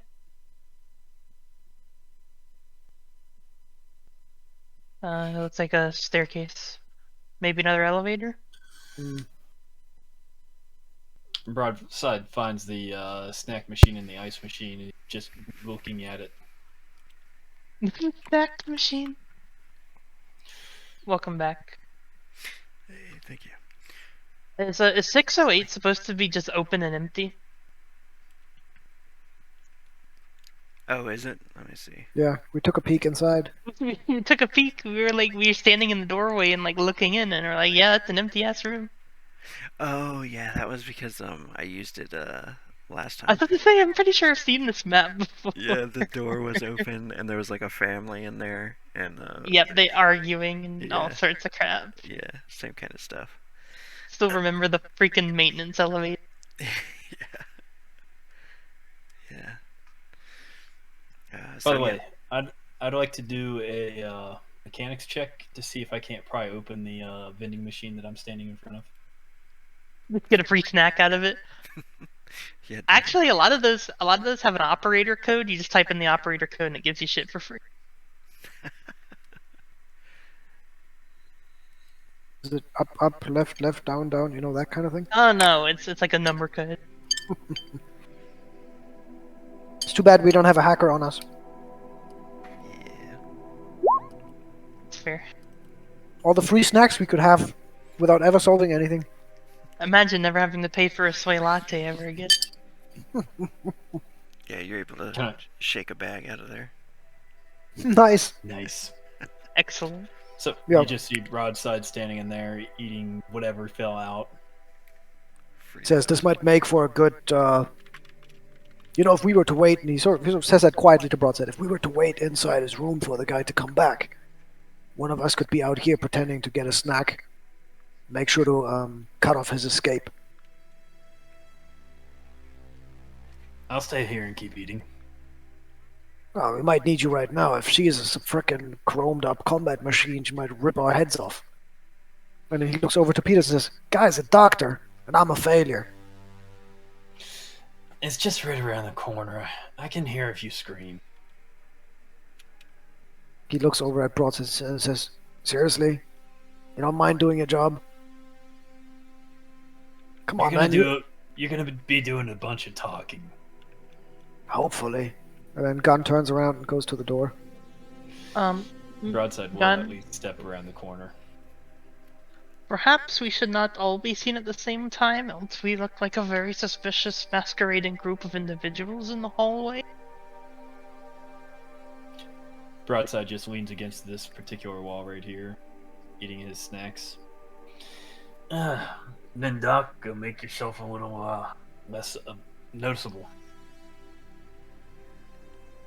Very well. I mean, I'll just be around the corner over here. He just literally just goes and leans up against the corner. He'll put his ear up against the wall, see if he can hear anything in the room happening. As Gunn probably talks with whoever's inside. We'll see. Gunn tries to quietly open the door. Oh, All I you mean, if hear the door's unlocked, we might as well walk in. Is my thought. all you hear is Broadside over there. you got Nice. Fritos. Is the door unlocked? Let's see here. It Oh, is luck roll. unlocked. Oh, Yep, he does not open it. Once he notices that it even opens a millimeter, right? It doesn't give Well, doesn't give any resistance. He keeps his hand on it, like he twists his head around. His eyebrows go way up and to Broadside, and he mouths, "It's open." All right. You can hear a TV I- inside. Yep. yeah, Doc. Seeing Broadside leave, Dr. Peterson's just gonna follow him around the corner and see that the door has magically been open. Yep. So, Broadside grabs Gunn's hand and takes his place, holding Mhm. that doorknob open. Yep. And lets Gunn slide his hand out. Yep. And then Gunn puts his hand on his revolver just in case. And nods and says, "Ready. Now, you do realize. We don't want her dead." He says to Broadside, "There's money if we find out what's happening. More money." That means you can make your car even fancier. That's right. Broadside's whispering to him while licking his teeth because he's trying to get a chunk of Fritos out. Yeah. You know, we could just try to knock and get her to the door. Gunn sort of considers that and sort of looks at Broadside and says, "And then what?" Well, you got a point. And, Broadside. and Gunn says, my story is that women have gone missing and we're here to rescue her. Sounds good enough at first glance, right? I mean, all right. And Broadside just slowly opens the door.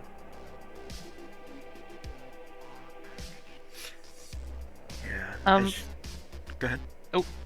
Actually, as he opens the door, can I do a perception? I don't think it'd be an observation because that's sight, but a perception to listen to see if, as he opens the door, if there's any kind of like alarm, minor alarm I hear tripped or movement deeper in the room or anything like.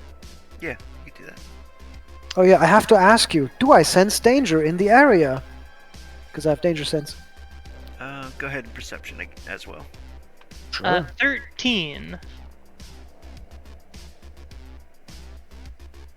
Nice. 13's good. Good success. Basic success. You don't sense any danger at the moment. Okay. You hear just the TV, Dr. Peterson. Yeah. Just the TV, that's it. Yeah, that's all you can really hear is the TV.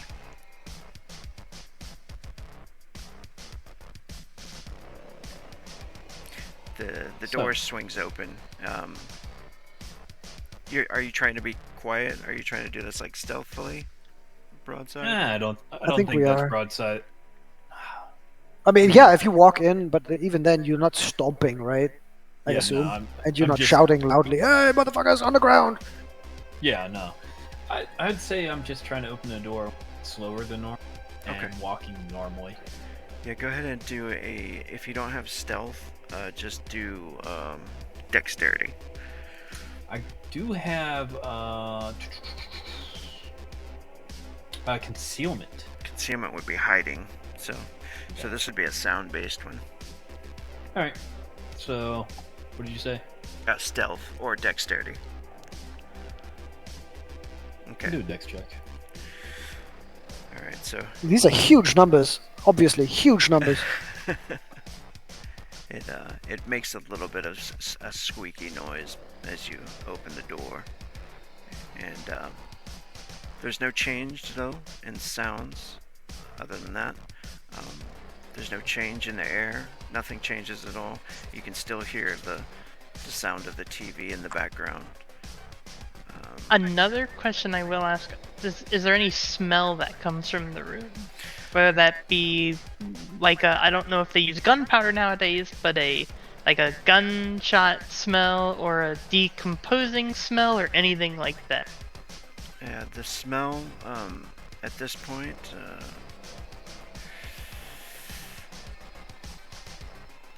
Dirty hotel room. Cleaning supplies? Yeah, Dirty hotel room? I would think, yeah, dirty hotel room right now. Okay. Okay. At this point, and you walk. You do notice that this door right here seems like a bathroom door. It probably would be, yeah. Hold on, just a second. What's up? So, Broadside, since he now has opened the door, pulls out both his pistols, and with one of the pistols will signal to Gun that door over on the side. Yep. As he's Gun nods. As he swings wide, pointing his pistols in the direction of that door. Yeah, we'll clear that door. You'll what is it called? Slicing the pie? Yep. Exactly. Pieing a corner. Mhm. Sorry, guys. Can we take a quick 5? Dude, no problem Yep, whatsoever. How I'm gonna about... actually use the restroom, so I will be back in hopefully 5 to 10 minutes. Yep, 18 past, 20 past? Yeah. Sure. Cool. Thank you.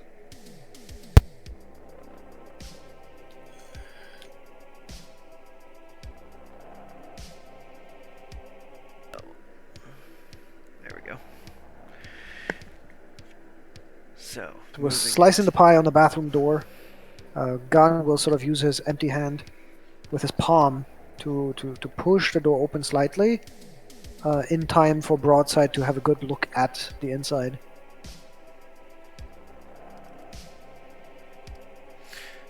the door to the bathroom.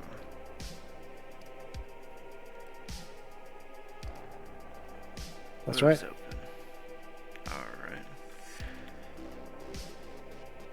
Door to the Also, bathroom is open, and it seems like a kind of well-kept bathroom, somewhat cleaned. Not that dirty at all. Goes all the way to another door. It must lead probably to a bedroom. Yeah. Gunn looks back at Broadside, pulls his pistol out, the 45 Colt, and then with the other hand motions at himself and at the bathroom, and motions at Broadside, and does this hook around motion towards the rest of the apartment. At that point, Broadside nods and looks over at Dr. James and mouths the word, "Close the door behind you."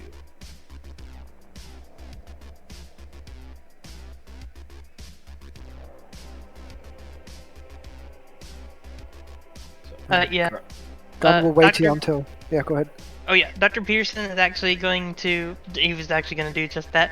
He's going to very carefully kind of like take his shotgun out of his trench coat and have it in one hand, and then try as quietly as possible to close the door behind him. All right. Yeah, Gunn's gonna wait until Broadside gets to the corner and disappears behind the corner, right? Because he doesn't want to be first. And before Broadside disappears, he's going to look at the gun and just go, "Bzz," trying to see if he can figure out what it is that he's trying to mean. Oh, so you want me to roll intelligence or sense motive, perhaps, or observation? Yes. Sense motive. Sure. Sense motive. 13. You'd know that as the signal. If you're going through that other door, wait for him to use his comm link to buzz you. Oh, He's in sure. position. Yeah. Then Broadside, ahead. do you have any gun out? Yeah, I've I got think he had my- narrated pulling both of his guns out. Yep. Just after we entered. Also, I know we can see into the hallway right now, but I want to have closed like the main door to the room. Okay, awesome. I'll actually do that.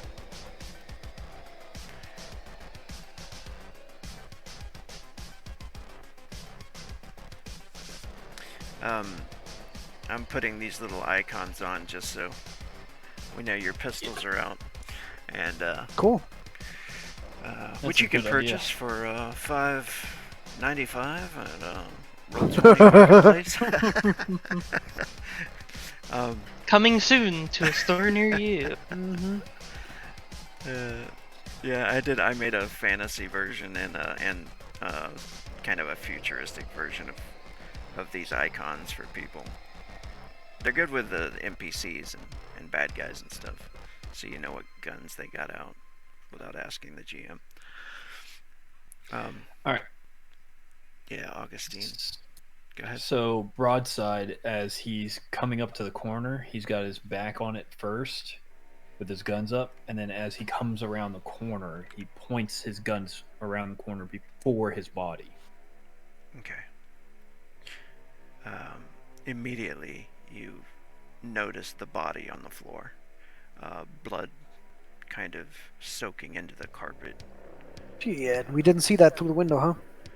Nah. Probably too low. If we were at a Damn. higher angle, might have seen it. But if you're at an even angle and the window isn't floor to ceiling, you're not gonna see that. Yeah, unfortunately the angle was off, but even with that high roll too, the chair is turned over, and you do notice like playing cards, kind of scattered over by that table there.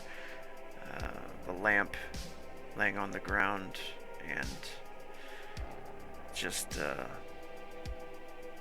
the dark-skinned woman is what you think you see from where you were at. All right. Broadside, without missing a beat, just walks up to the body and checks for a pulse real quick. You don't find any pulse at all. All right. and he still continues on with his mission because dead body poses no threat. So he moves to the door and pulls out his communicator real quick and buzzes Gun. When the buzz comes in, Gun will try the door handle and enter whatever's behind. Broadside just kicks in the door. Yeah. Kick her side. Yeah, you see Gun actually covering your blind spot right as the door opens. So he knows what he's doing. Yeah. As you guys bust into the bedroom looks clean. The bed made. Doesn't look disturbed at all in here. Dr. Peterson, as you move through with the shotgun, you just notice that the TV is on still. There does seem to be like a spill on the ground over here on the floor. But other than that, it does not appear that there is anybody in the apartment or the hotel room right now. Okay. I guess we go back to unstructured time. Gun hasn't seen anything, right? So Gun essentially just walks forward into the bedroom, looks past Broadside, and his eyes go wide, as it's the first time that he sees that there's a body. Yeah, Dr. Peterson is immediately going to kind of re-sling or re-put it, his shotgun back in its position where it will stay out of the way, and he's going to begin processing the scene, basically. Gun steps up as far as the doorway and then says, "Am I okay to stand here? Do you need help?" No, that will be far enough. I will do a quick examination of the room and see what I can find. Yeah, we'll stay out of your way. I'll message Shade. Might want to hold off on that until we get a better picture of what's going on. All right. You see in his face sort of that he feels like there's not much he can do, right? So he feels sort of a bit helpless and wanted to do just something. Right. At that, Dr. Peterson will kind of look around, seeing that, in his face, and he'll say, you can check the bedroom there, see if anything's in there or missing. You sure with me it's okay I traps around in there? Your Broadside's already trancing around in there. Oh shit, that's right, Broadside, stop! You look over at Broadside. He's lifting up the mattress and looking underneath the bed. No. He's It's looking okay. behind the TV on the wall. Yeah. And he's just searching the entire room from top to bottom. Alright, can we team up like a team roll or something? Like a team observation roll between Broadside and Gun, because we're both doing the same thing? Yeah, go for it. You guys can both roll. Yeah, and with that, I'm going to just do a general forensic examination of the room, see what I can find. Yeah. And I'll just do a perception check. Observation on Gun is a good success. And, nice. Man, that D20's still rolling low on it. I'll roll an observation roll after you in that room if we have to. It's not a problem. My class I ability. I can do an observation. I suppose I should do that too. Let's see here. I think oh, okay. One clue you find is this one here. Let me editing, and there you go. On the back of the deceased's neck, you notice this. Barcode. Looks like a barcode tattoo. Is that indicative of anything? Like, is that a synth standard thing, or gang tattoo, or what? Not really a synth standard thing. They don't really like give them tattoos normally, but Right. But it could definitely mean something. Do our comm labs like have scanners on them? Yeah. Like, Yeah, you can. so, like, it sounds crude, but No, know, that's super smart. You would scanning- scan it in and see what ingredients are in. scan the barcode, see if anything pops up. Like Yeah. even if it's something random, like some random grocery store shelf item, like I don't know, but Right. Yeah. I just want to see what pops up. I think when you scan it, it comes up as like unidentified or Like unknown, yeah, not like not in database type thing. yeah. Okay. Anything with this spill over here? When you're checking out the spill, you notice that it's some kind of dark liquid that was on the counter. There's not much left of it, but it was definitely in like a strange container. Um, it's Can I dumped roll over. a Dumped Ooh, can I over. roll a chemistry? Oh yeah, yeah. I think chemistry would probably be good for this, trying to determine what.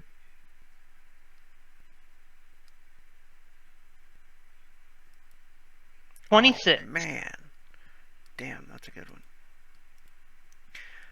Um, using your eye, I think would be necessary at Yeah. this point because when you start to check it, you notice that it's nothing that you've identified before. But as you start to like use the eye and kind of go microscopic, to investigate, there is still a little bit of the residue inside of the vial that's kind of turned sideways on the carpet. Most of it's sunk into the carpet and kind of pretty much unusable, but there is a tiny bit still of residue inside the container, and it looks like these are microscopic like nanites inside this black liquid. Fucking knew it. Alright, with that, Dr. Peterson will very carefully, of course, like wearing gloves and all the proper safety stuff, pick up the vial, the little material left in it, and then I'm sure he has a vial like stopper, put that on the vial, and then put the whole vial in a bag so that even stuff on the outside of the container you can still use as a sample. Yeah. And Dr. Peterson, you were also able to like tell with your forensics roll that the entry wound looks like it came as the woman was sitting down, like it traveled into the chest, one single shot, and Through the then, heart? yeah, it went out the back, and it looks like it was like a 45. Okay. They'll take the sample for ballistics. Like, if he can find the actual bullet, if it's embedded in the chair somewhere, he'll dig it out, use it for ballistics, like the slug. Yeah, and I think that would be a good place where maybe gun would help you in finding it. Gotcha. Yeah, so, Dr. Peterson, after doing all this kind of stuff, and basically at this point, I think there's not really a super amount of forensic value, at least to the immediate area. He'll call out, Mr. Gunn, if you will join me in here, please. Oh, well, Broadside's just trashing the bedroom trying to find stuff. Do we find anything with an 8 and a 12 in the bedroom? Anything interesting? Let's see, 8 and 12 are both perception and observation.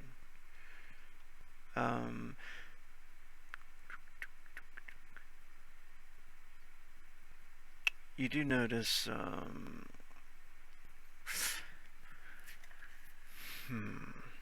Have they had sex? I'm trying to think of anything cool in here. Are there any hairs left from Trent? There Is any there a gears? hidden camera that filmed everything and they didn't even know? Yes. Is there gears? Is there guns? Is there food? There There was is something. gear in the closet where Broadside is. You find an armored vest. AR-5, I believe it is. Damn, that's worth 1,600. I just bought one of those. Is that right? Yeah. Yeah, I just bought one also. Hey, look, I get a free vest! Good on you. Unless, of flak course, vest. this vest is, yeah. This vest has spikes on the inside. It's a flagellant Right, vest. it's an Iron Maiden vest, Yeah, right? yeah. Um, It's an armored flak vest. Yeah, it's armor value 5. Yep. Gun finds hair samples on the pillow. Um, Oh, nice. I announce that to Peterson. I don't pick them up. Well, please tell Mr. Broadside not to trash the bed too much then. Gunn sort of gruffly says, "Broadside, you mind waiting at the door? Cover our escape." Broadside actually leaves and looks for And the saying, "Stop, fridge. stop, don't go through the living I'm room." trying to find the fridge. That's a television. The fridge will be through the bathroom on the other side of the room, Mr. Broadside. Oh, okay. There you go. you see- And then Gunn starts helping Peterson with the main room. Yeah, another thing, if I can actually do another check on it, or actually, I suppose we'll probably pull the slug out of the chair, because that's probably where it is. But then Dr. Peterson will kind of walk over, I assume with Richard next to him, and begin to examine these cards, and he'll say, "What do you think, Mr. Gunn? The cards quite perplex me." I don't know. Do people still play cards these I days? imagine so. No, I mean that as me as a player to Rogue. Right. Oh, yeah. Meta question. Yeah, They sure. do. And it looks like a standard playing set you would get in any casino. Yeah. Let's say with your ARs or your observation check,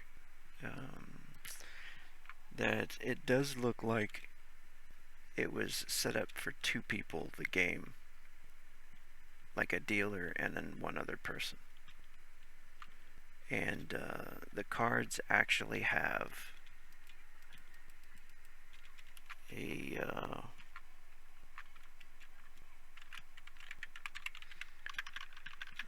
place where they're produced, and it's in y'all's neighborhood.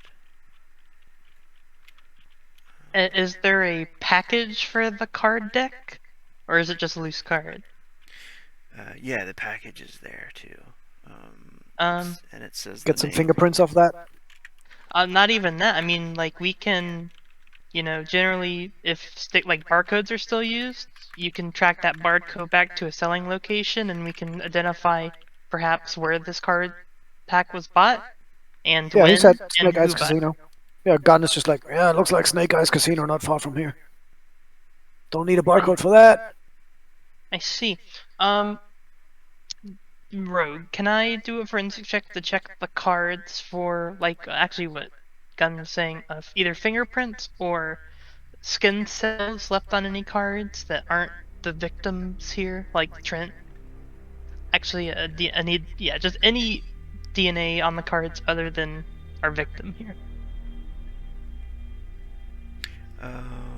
I can make a new roll for that if you wish. Yeah, go ahead and do a new roll for that.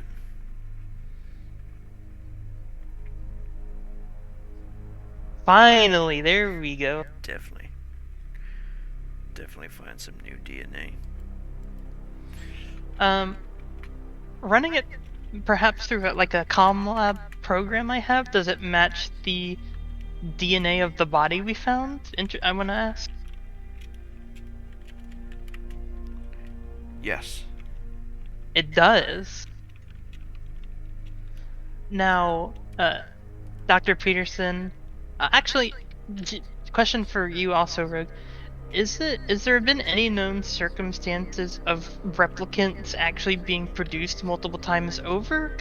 Because sometimes there's like laws that are against that type of stuff, and other times it's like do whatever the fuck you want. So what's the rules and regulations with making multiple versions of the same person? Yeah, cloning is frowned upon for sure. But not illegal. I think it would be illegal. Yeah. So you're telling me all these synths all are genetically unique?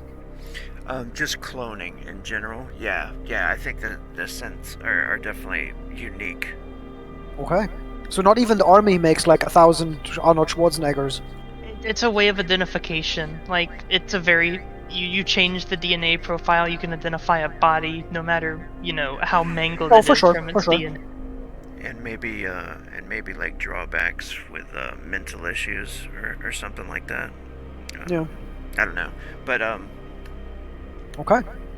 So, but are there like stories about shady underground labs that do this kind of stuff, or is this more like a corporate type thing, or is it all over the place in terms of who's done this type of stuff in the past? Yeah, who yeah, could Is be cloning? believed to have. yeah, shady underground labs, corporate. It could be possible, like all of that. You know, all of that that comes to mind, I think is legitimate. Gotcha. So Dr. Peterson will look at the results and he'll kind of like uh not tense up, but kind of like freeze and like almost double check the results for a second before putting his comm lab up and standing up and looking over to Richard next to him, and he'll say, "Well, Mr. Gunn, I believe our mystery has just amplified. What's the problem? The DNA on these cards matches the DNA of the body you found." That makes him sort of look at the ceiling to try and process what is happening. That He's either like, means that our individual, who's been dead for at least 2 days, as I believe you said, came in here and set up a deck of cards that our victim here suddenly, came and played with, or, seeing as they believed Mr. Trent was a replicant, we may be dealing with multiple Mr. Trents. what's with the vial you picked up? They're nanites. Is nanites something that these days is common knowledge? Everybody has them, or what would that say to a layman?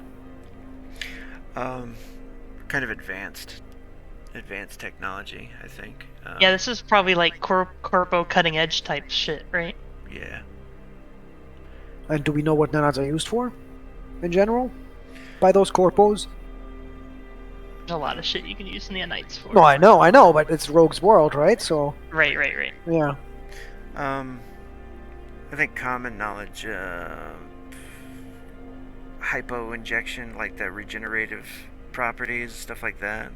Like a much quicker healing process. Yeah. Like getting rid of cancers and certain things like that.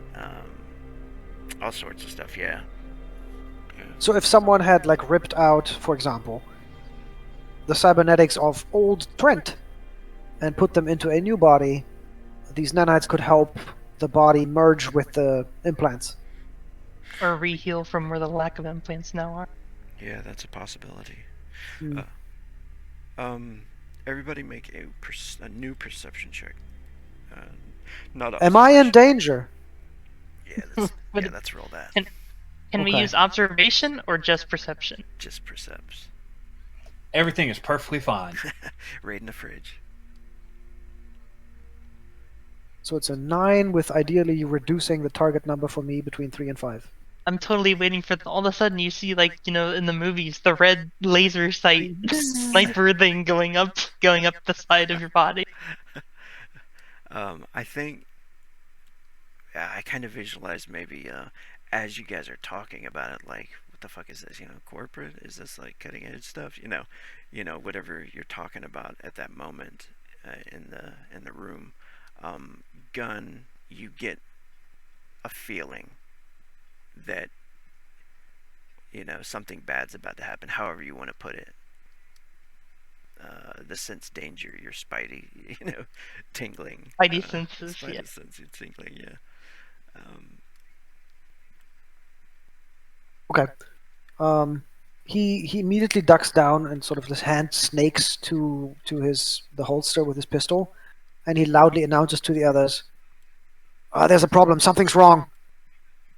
Dr. Peterson's also gonna not hit the deck, but get down and take out the shotgun.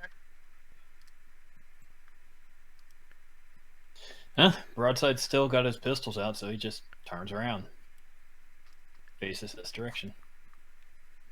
And that's when the door gets kicked open. Oh no.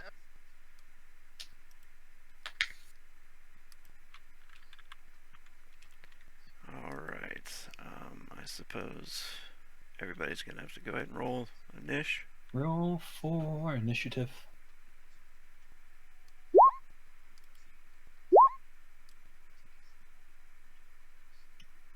We are just not rolling well. Talking about? Those are good numbers.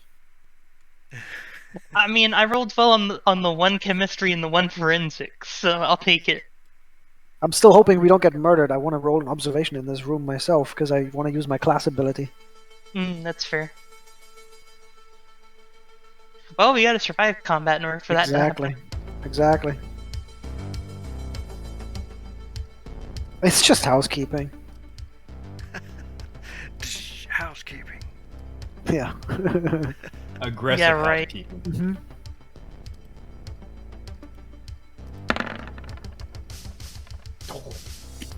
Alright. So. Oh god.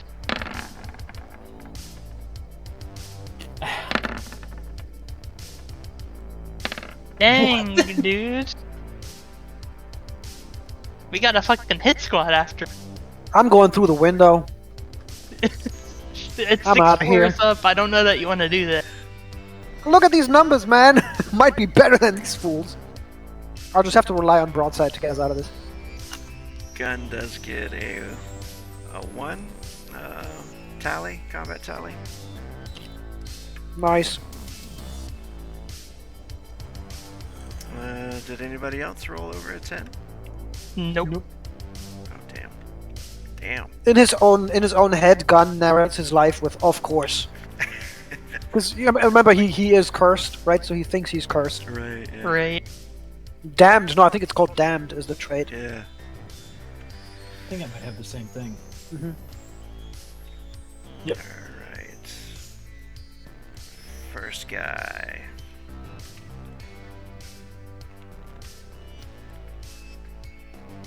Well, let's see if they are as cautious as we were. You do hear the voice out there. Shouts, "Fucking sweep the room," and then next person goes.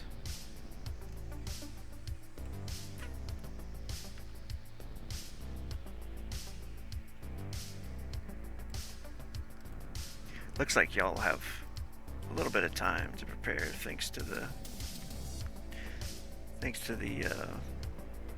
sensing of the danger. Nice.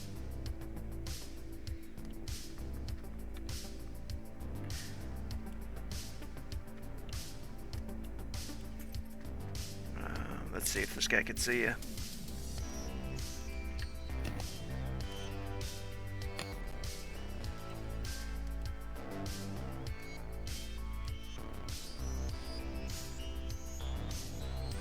Oh, I think you can. You got a lot of cover though. Well, I can't see anyone right now, so if you're talking about me. Oh, okay. No, he can't see you. He can't see you. Yeah, I just checked. As I was say, it's definitely not me. No. Oh, this Does guy's- pretending to be the cops deter people in this area? Probably not. I don't know. Hey, don't put words in Rogue's mouth. Maybe it would.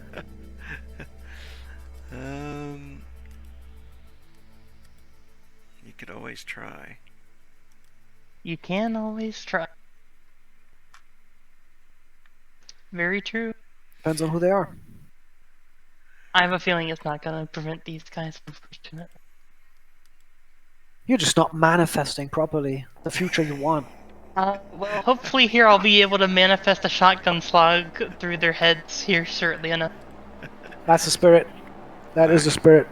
A lot of the door getting kicked open. You hear the word "sweep the room," and then you can hear like some gun being cocked, basically.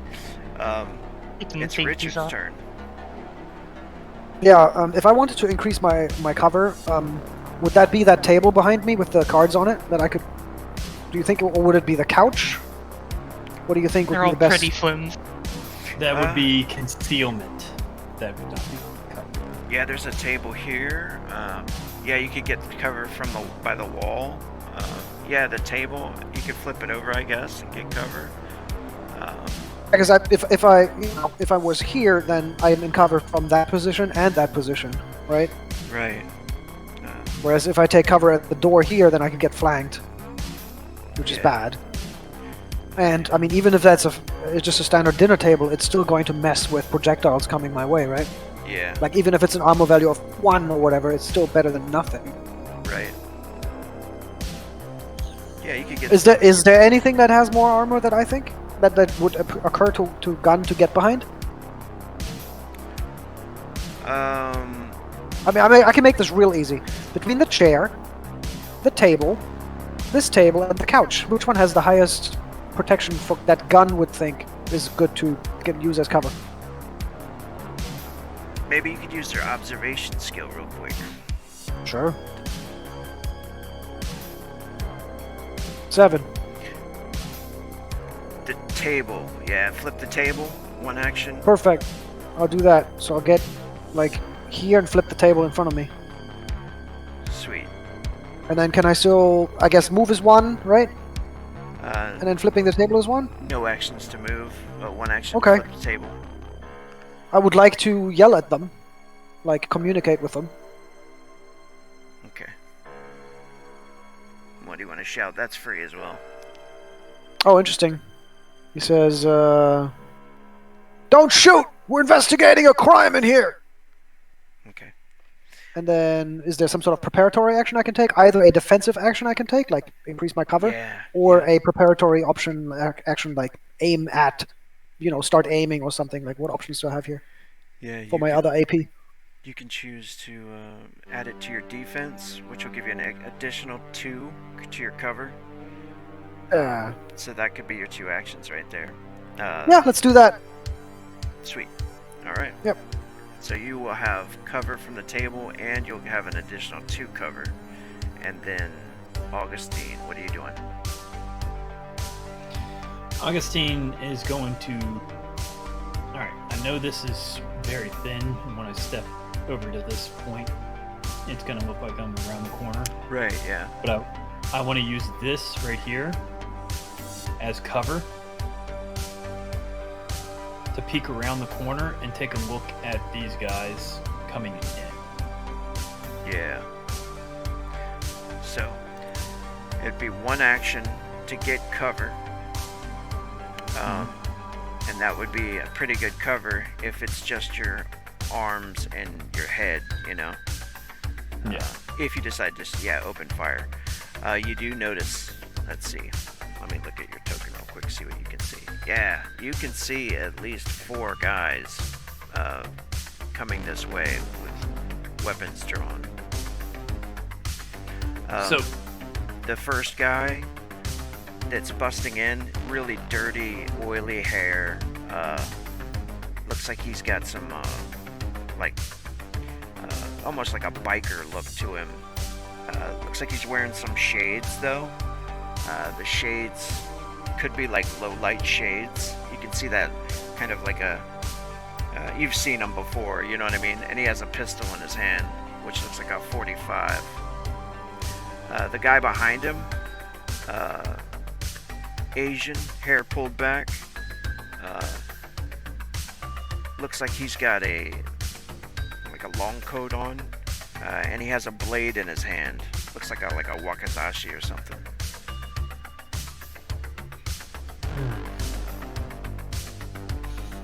all right.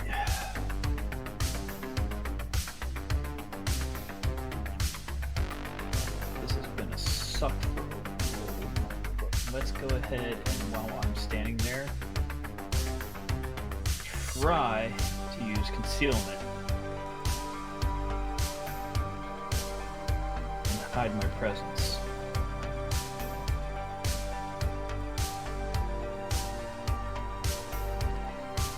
Oh, geez, that's gonna stop. And with my last, I think it's down to my last action, I will. Jesus. Oh my god. They know your social security number and how many pores are on your nose. Hey, that's broadside. Yeah. Yeah, pretty much. No, What is with these guys? Damn. Wow. I hope they don't Yeah, roll that just- well on attacks. I was about to say, just be happy they're rolling that on the perception roll and not the attack roll. It's like John Wick's brothers coming to look for him. I am going to now. With Demon Gate, there's brace or defensive stance, right? Yeah, that's when Or, you sacrifice all actions to defend. Oh, okay. But you can spend one action to get an extra +2 cover. Right now, you got some cover right now. I think instead I am going to use my final action to switch my magazine and my guns to a magazine with armor-piercing rounds. Okay.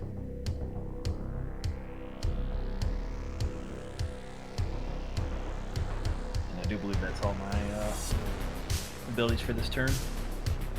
Unless you want to burn a frenzy on fire. I want to see what they do from crime. Okay. I'm waiting to see what goes on with that little bit of information. Alright. So you want to say full cover? Almost. Well, you did peek around the corner, I guess, so. Did you spend an extra action to get cover? Additional defense? So let's see. I stepped forward, which is my free. Yeah. I took cover, which takes an action. I swapped my magazine, so I still have one more action, so I'm adding 2 to it Okay, as cool. well. Alright. So you're going to have 8 cover. Alright. Dr. James, what are you doing? Well, first thing he's gonna do is look around and see if that armored vest happens to be laying next to him.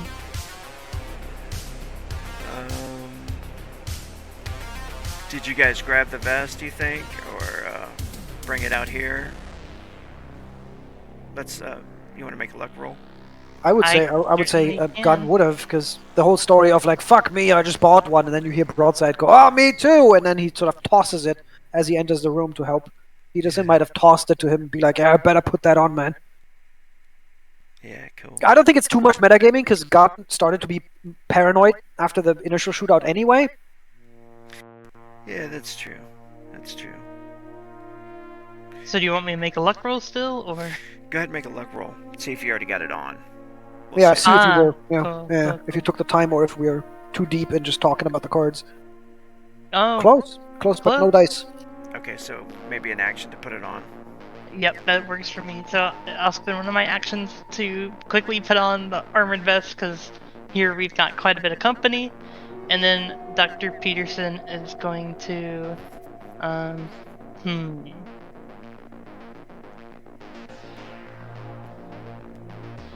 He's gonna dive for cover, like over here at the table, like just run over and jump to land behind the table over here.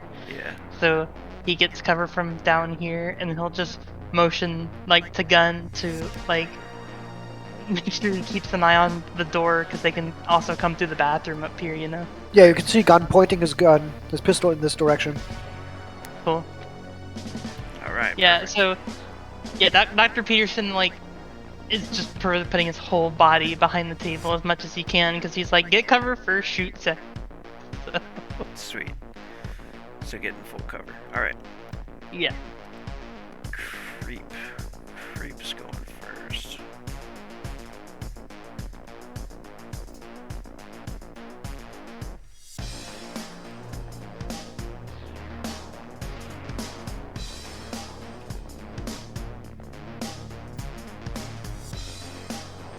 This is when I wish I had a grenade launcher. Yeah. You wish you had a grenade launcher? Yeah, that's fair. You just need like freaking shotgun pistols that just empty buckshot down hallways.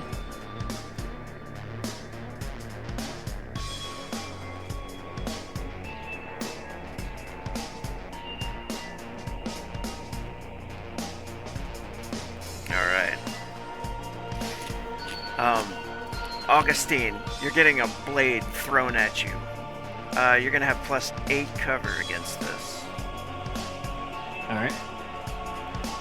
It says switchblade here, so I'm just gonna use switchblade. There you go. He's throwing a switchblade? Wild. It's a bigger blade than that, but I'm just gonna use a switchblade. Gotcha. And do you want me to put modifier 8 in there? Correct, yeah. Oh, nice. So it basically just sticks into the wall next to you.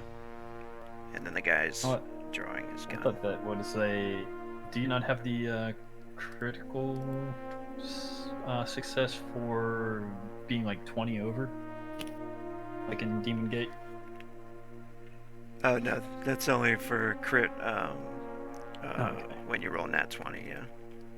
I thought about that rule, though. That's a cool rule. I like that. That's like a rule they use in Pathfinder 2E, right? Yeah, that's what I was thinking of. When you roll 20 over, it doesn't matter if you're if your modifiers get you over 20, right? Is that what it is? Yeah. I did kind of like that rule. Alright, so he draws a gun for his next one. The blade just sticks into the wall, and he draws a pistol. And that's it for that guy. It is Gun's turn. So far you can just hear commotion. It sounds like exactly what I said, you know. Yeah. Who does Gunn think is the more frightening prospect? Calling the cops or calling Mr. Let me look it up. Fratelli. Is Fratelli like a known mob boss, for example? If I, called him, So far, or anyone else, for that you matter. know, yeah, so far as you know, is Fratelli is just a club owner, but Got it. He's a shady club owner, basically. But if I Yeah. wanted to lie through my teeth, who would be the local Jabba the Hutt I would pretend to call to get back up? Or one of them. maybe Local crime boss. Mr. Smalls or Mr. Smalls. Mr. Smalls. Yeah, I know Mr. Smalls. Yeah. So while aiming at that bathroom, he will loudly pretend to get on a call. Be like, yeah, I'll tell Mr. Smalls we're getting shot to pieces here. It's 607 where he sent us. Yes, send someone to meet. Yes, okay. That kind of stuff. yeah. Go ahead and do a charisma roll. I'll burn a frenzy to add a d6. Is that how it works? No, I can't just always do that, right? That's not how it works. If you have a social pull, yeah. No, I don't. Okay, then I'll just roll charisma. Haha, see? That's pretty good. Yeah, that's a great roll right there. Yep. They're gonna totally believe you. They're absolutely petrified. Absolutely petrified.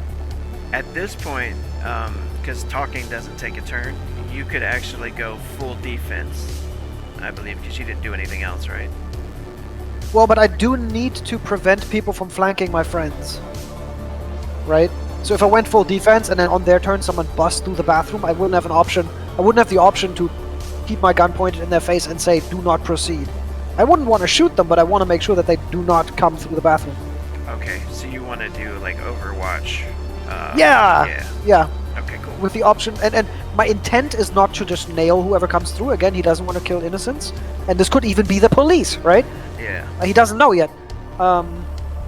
His intent would be to whoever comes through to say stop right there. We don't want to, we don't want no shootout.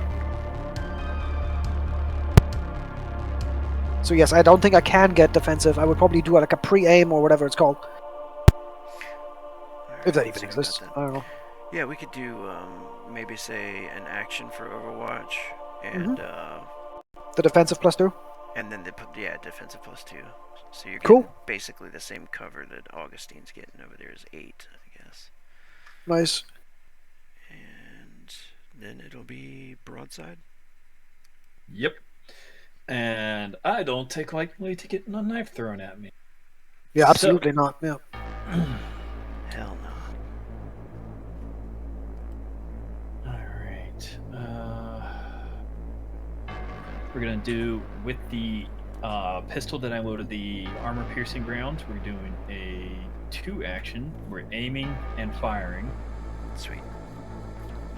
That's pretty good, I think. Nice. That's a good one. Is that at Tang or Creep? That is that Tang, the guy that threw a knife at me. Cool. Oh yeah, like a knife tang, right? Yeah. Clever. That's a hit. Hey! Oh, Piercing round. Also, music on point. And there's no improved damage for guns, so that is armor piercing, 10. Alright. And I will be attacking, burning a frenzy.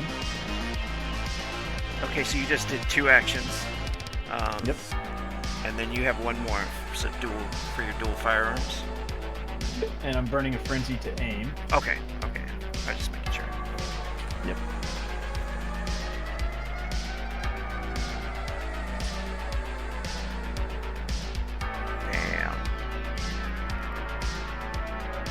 Damn. Come on. I'll count on you. Nice. Nice! All right. Roll for damage. And by the way, these are silenced. Nice. So all you hear is Nice. one fire. There we go. Whoa, what? That's a kill. Absolutely. Oh, Oh my god. Tang has been executed. What's that look like? Dude. You just see Augustine come around the corner. First gun fires and just claps him right in the shoulder. And since it's going right through his armor, you just see it crumble, the breastplate. And right behind it, the other gun fires. Now, if you were looking very close, you could actually see the shockwaves of the actual impacts colliding and just destroying everything internally because they went bam, bam, hitting right side by side. Nice. And Tang hits the wall and slides down onto the ground, dropping his pistol. And you just see Broadside look right into this guy's eyes that's still standing, and he falls back to this defensive position. This guy looks really messed up. I don't know if you can see that picture there, but like, Holy shit. he looks like a heavy, chemmed out junkie. He looks just like the guy in Love and Thunder. He looks like a fucked up golem. Ha ha!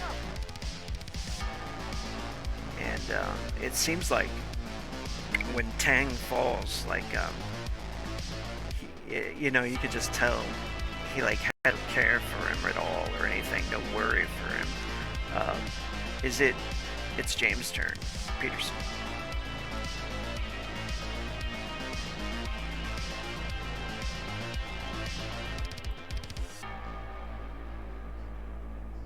I'm not sure.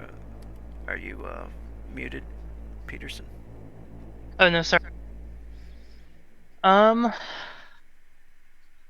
So Dr. Peterson, now that he's gotten behind some cover, is just going to take kind of peek up, see that there's no one at either like door where he can see, and he's basically, if I can, I don't know if it's possible to like hold an action, but basically, should anyone pop around either of those corners where you have lines of sight, he basically wants to take a moment to aim before just absolutely unleashing a shotgun blast. And Yeah, we could do that. One action for Overwatch, one action for defensive, like a gun did. yeah, we can do that, like an Overwatch and then defensive type thing, so +2 to cover, and then a action trigger type. Yeah, I'm good with that. What I've done before is, like for Demon Gate, you can hold actions totally, which moves you on the initiative, the initiative table, or you can delay actions, which if you like say, oh, I'll delay one action, or kind of 2 actions. I want to delay 2 actions. At which point you would suffer a -2 to hit, but you can then kind of let your actions play out if you wanted to hold 2 actions. You know what I mean? Yeah, just one. Okay. All right. Cool. So Overwatch for 1, and then 1 for the extra defense. Correct. All right. Creep gets to go, and since Augustine fired and into frenzy, he's still kind of wrapped around the corner there and firing, you know, since everything's kind of happening at the same time. Creep doesn't seem to have any cover at this point, but it seems like he doesn't care either. He's like Fucking Kimmed out of his mind. aiming his gun in slow motion and firing twice. It's 45 revolver. Now you're gonna get +6 cover, right? Correct. Ooh, that's a nat 1. Go ahead and still roll your defense though. Defense, dodge, Because you modifier can always 6. get that crit. Alright. He hits the wall, but he fumbles. So, which I guess makes... He suffers a burden on his next shot. His second shot, which means he has to roll it twice and he has to take the lowest roll. Alright. So there's the first roll. Here's the second roll. He's got to take the 7. Nice. No shot. Bam, bam. Basically shoots twice into the wall that you're hiding behind. Funny thing is, if he got to use a 21, defense wins, right? Yeah. So I would have still made it out alive. Alright, you notice one guy comes running into the room. He takes cover in the bathroom and tries to fire around the corner at you. I don't know if you can see that. Yeah, Me? No. Yeah, you can see it. Okay, No, like it's all the way down here with Augustine. yeah. Yeah, they're all trying to shoot me because I'm holding the doorway. Alright, it's an aimed Correct. shot. So he's spending his 2 actions, but...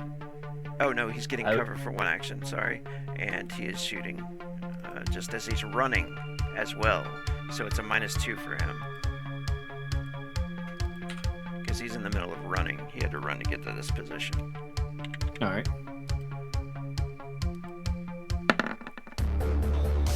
Damn, still a double number. Nice. Alright. Grimes. Grimes moves to this location. He's coming into the doorway. Alright, that triggers my action. Yep. As he's trying to step out of here, it's probably the first I see him, right? Yeah. I know you moved him further than that, but that's where I would react the moment I could see him. And based on my current line of sight, that's the first I would see him. Gun would say, "Stop or I'll shoot!" Oh god. And he's slowly like taking, you know, trying to take aim at you. Oh, I shoot him immediately. Cool. And he Let's- does not have any cover from that point right there. Surprised him, I guess, right? Yeah. Actions 1. Yeah, because I can do 2 sloppy shots, right? If I wanted to, for 2 AP. That's how the system works. Yeah. Well, that's a good one.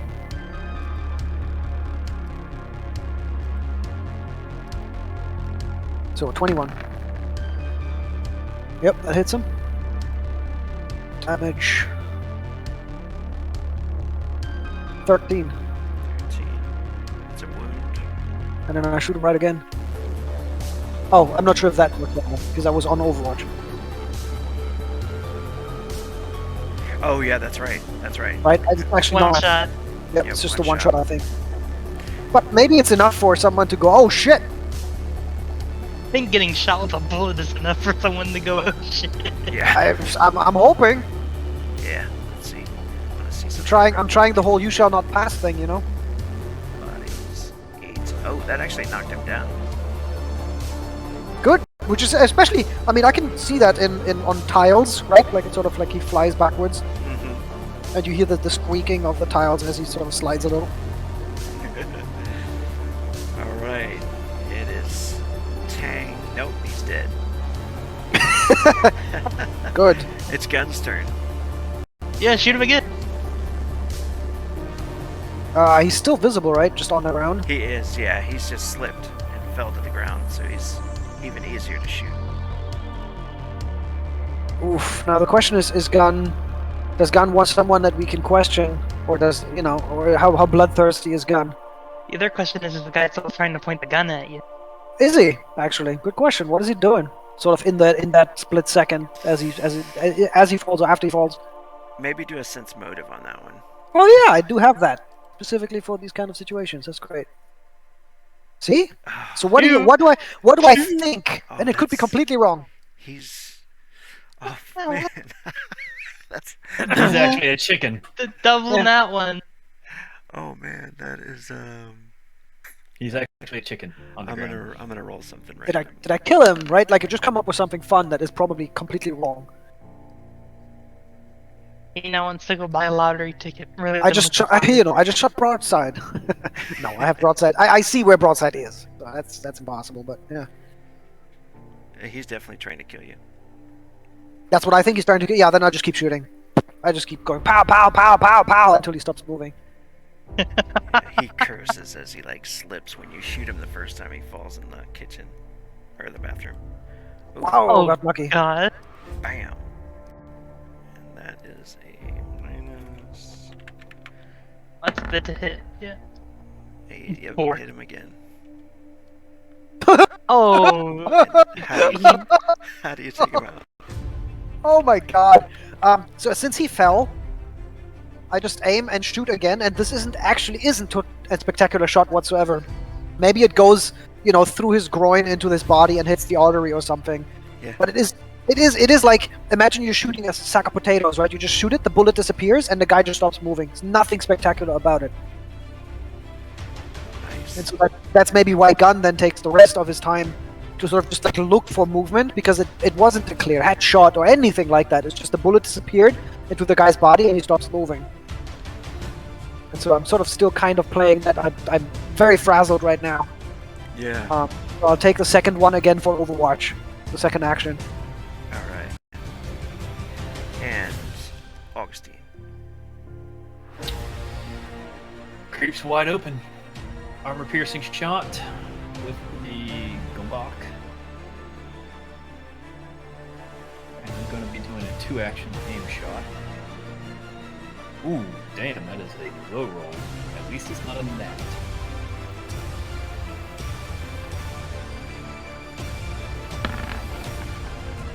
Ah. He gets a critical shot or a critical defense, shoots back at you. This is his third shot. Oh, I forgot to put the +6 on there. Oh, good. It hits that cover. Big hole right next to your head. And you can finish And it. this time I'm not going to burn Frenzy. I'm just going to do a normal attack with my Bok.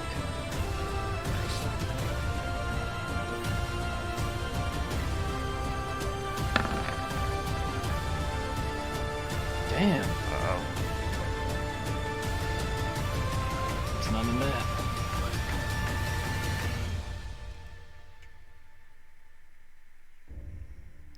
Alright, is that it? But Is that it? that is all 3 of my actions. No burning frenzy?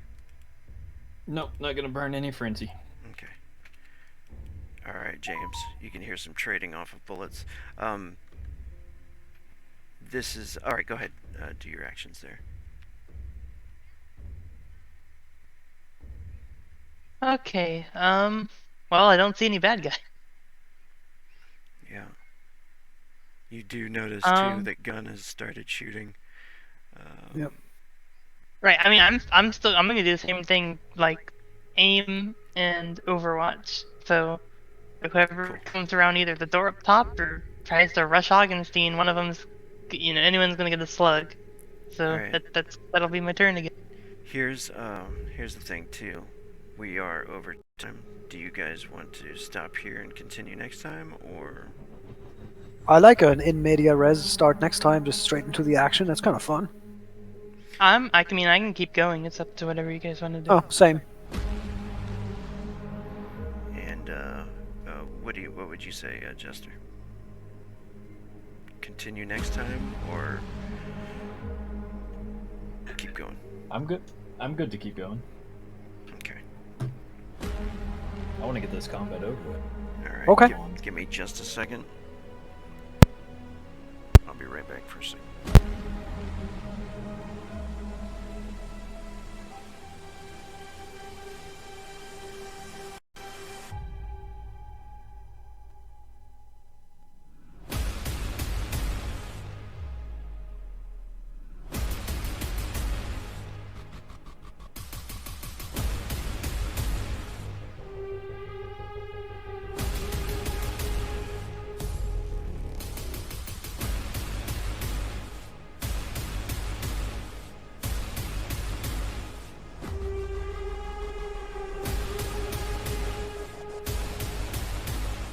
Alright. Creep.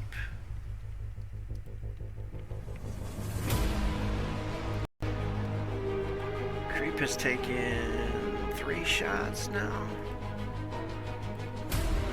Yes, 3 shots. Alright. He is going to come to somewhat of his senses, start moving backwards. Take a shot as he's moving backwards, and then seek cover, partial cover. And then burn 1 frenzy and take another shot.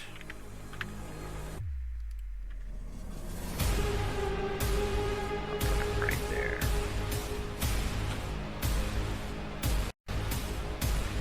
First shot.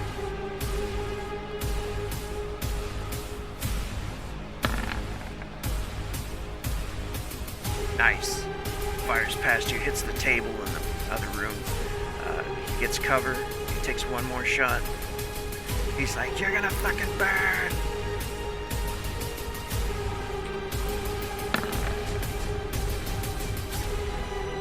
Nice. Alright. It is Vamp.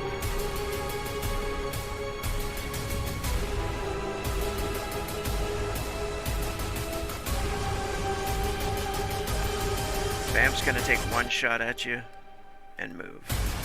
I'm gonna give you a +8 cover on this guy though, just because of his vantage point right here. It seems Alright. nice. You're good. And then he moves.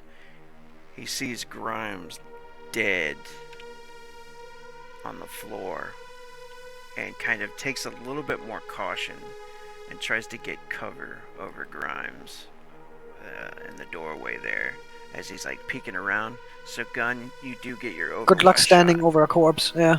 Yeah. You get your Overwatch shot. He's gonna need a little cover, but Yeah. I'll say, gun down, don't move! What do I see? Alright. Because again, I'd like to not kill the innocent. Maybe this guy hasn't shot at us yet. Maybe he can tell us what's going on. Right. Gun's less trigger happy as an ex-cop. Sense motive on this guy. Oh yeah, yeah. Let's see what bullshit I can get this time out of my senses. A 9. Much better. It does look like he's gonna try to retaliate. I shoot him.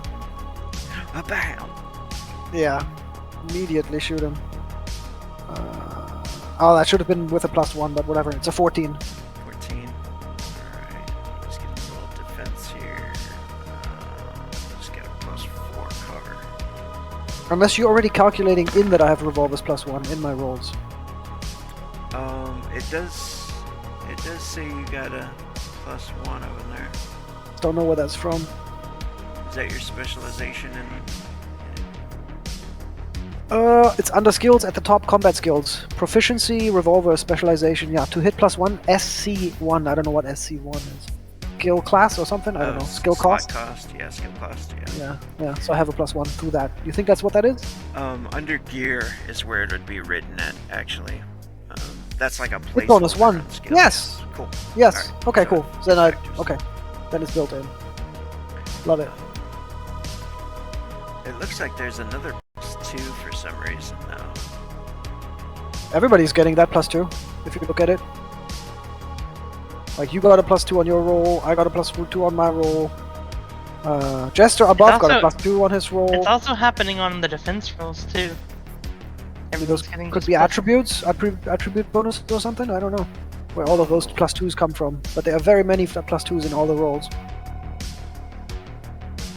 Really? I thought that was on purpose, but yeah, there's been a +2 in most rolls I've seen today.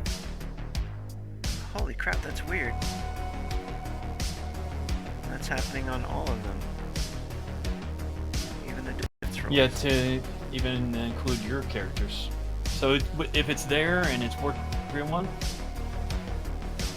it basically puts it on an even playing field. So Huh. I don't know, you can look into that later, but it seems to be pervasive. Yeah, that +2. That is strange. That is Actually, really Jester only you only have a +1 on your attack Attack roll. roll. Yeah. I see Vamp only has a +1 on his attack roll. Is it on all the defenses? It's gotta be an attribute link, sure. It's on my attack roll. I get a +2. I don't know where that's coming from. I haven't attacked yet, so I can't see. That's true. Weird. Huh. I'll have to figure this out. I'll just keep track or check it out. We'll check it afterwards. Yeah. So he got cover.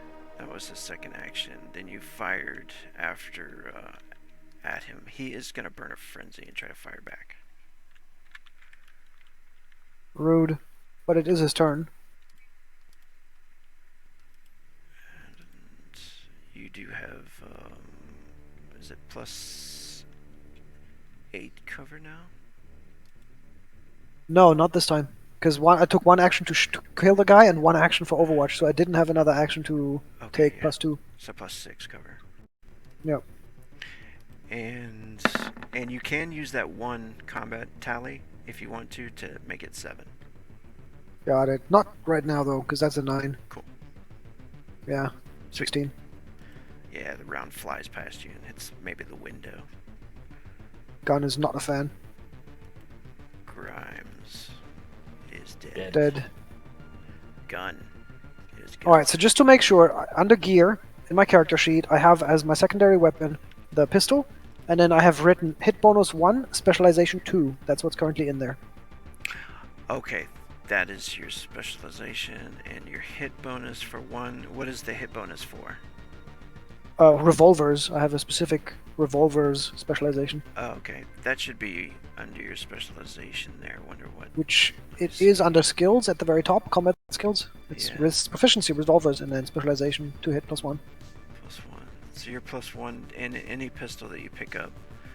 Any revolver that I pick up. Unless revolvers are all pistols for you, but I thought it's just the chambered. Yeah, I think it's any handgun. Any handgun. Oh, that's nice. Okay, I thought I was limited to just sort of. Oh, okay, that's great. So I don't know what the other +2 is from though. Okay, then I'll just roll what I have. Yeah. Combat, Colt, attack. 17. Yeah, so it should only be giving you a +1 for your specialization, and unless you have like laser sights or anything like that. I can change it in the sheet to whatever numbers you want. I just didn't know how to fill it in. Yeah. Yeah, let's change it to 1. Sure. 1. So it's a 2-hit. So it's a hit bonus 1, specialization 1 on the sheet just, now. No, just specialization 1. It should And hit bonus is 0. Yeah. Okay, switching, changing that. Maybe it was during an aim shot or something, or It's possible. that's all I can think of, really. So that would mean this is a 15, I believe, or That's maybe. correct. Yeah. Okay, 15. there you go. And he has defense. So everybody, we're still learning. Absolutely, it's new. Wow, I shoot him again. Get his ass. This is a legit 18 Sweet. because all the new numbers are in.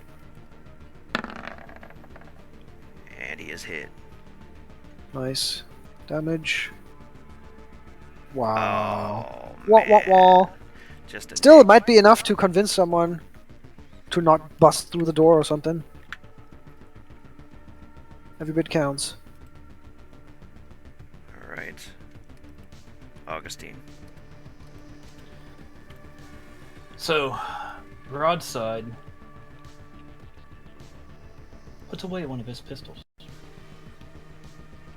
unsheaths his sword, and runs right to here, burning a frenzy to make a heavy attack using his sword. That's pretty spectacular, and neither of us can see it. Damn it! Alright, no modifier. Taking a 2-action attack.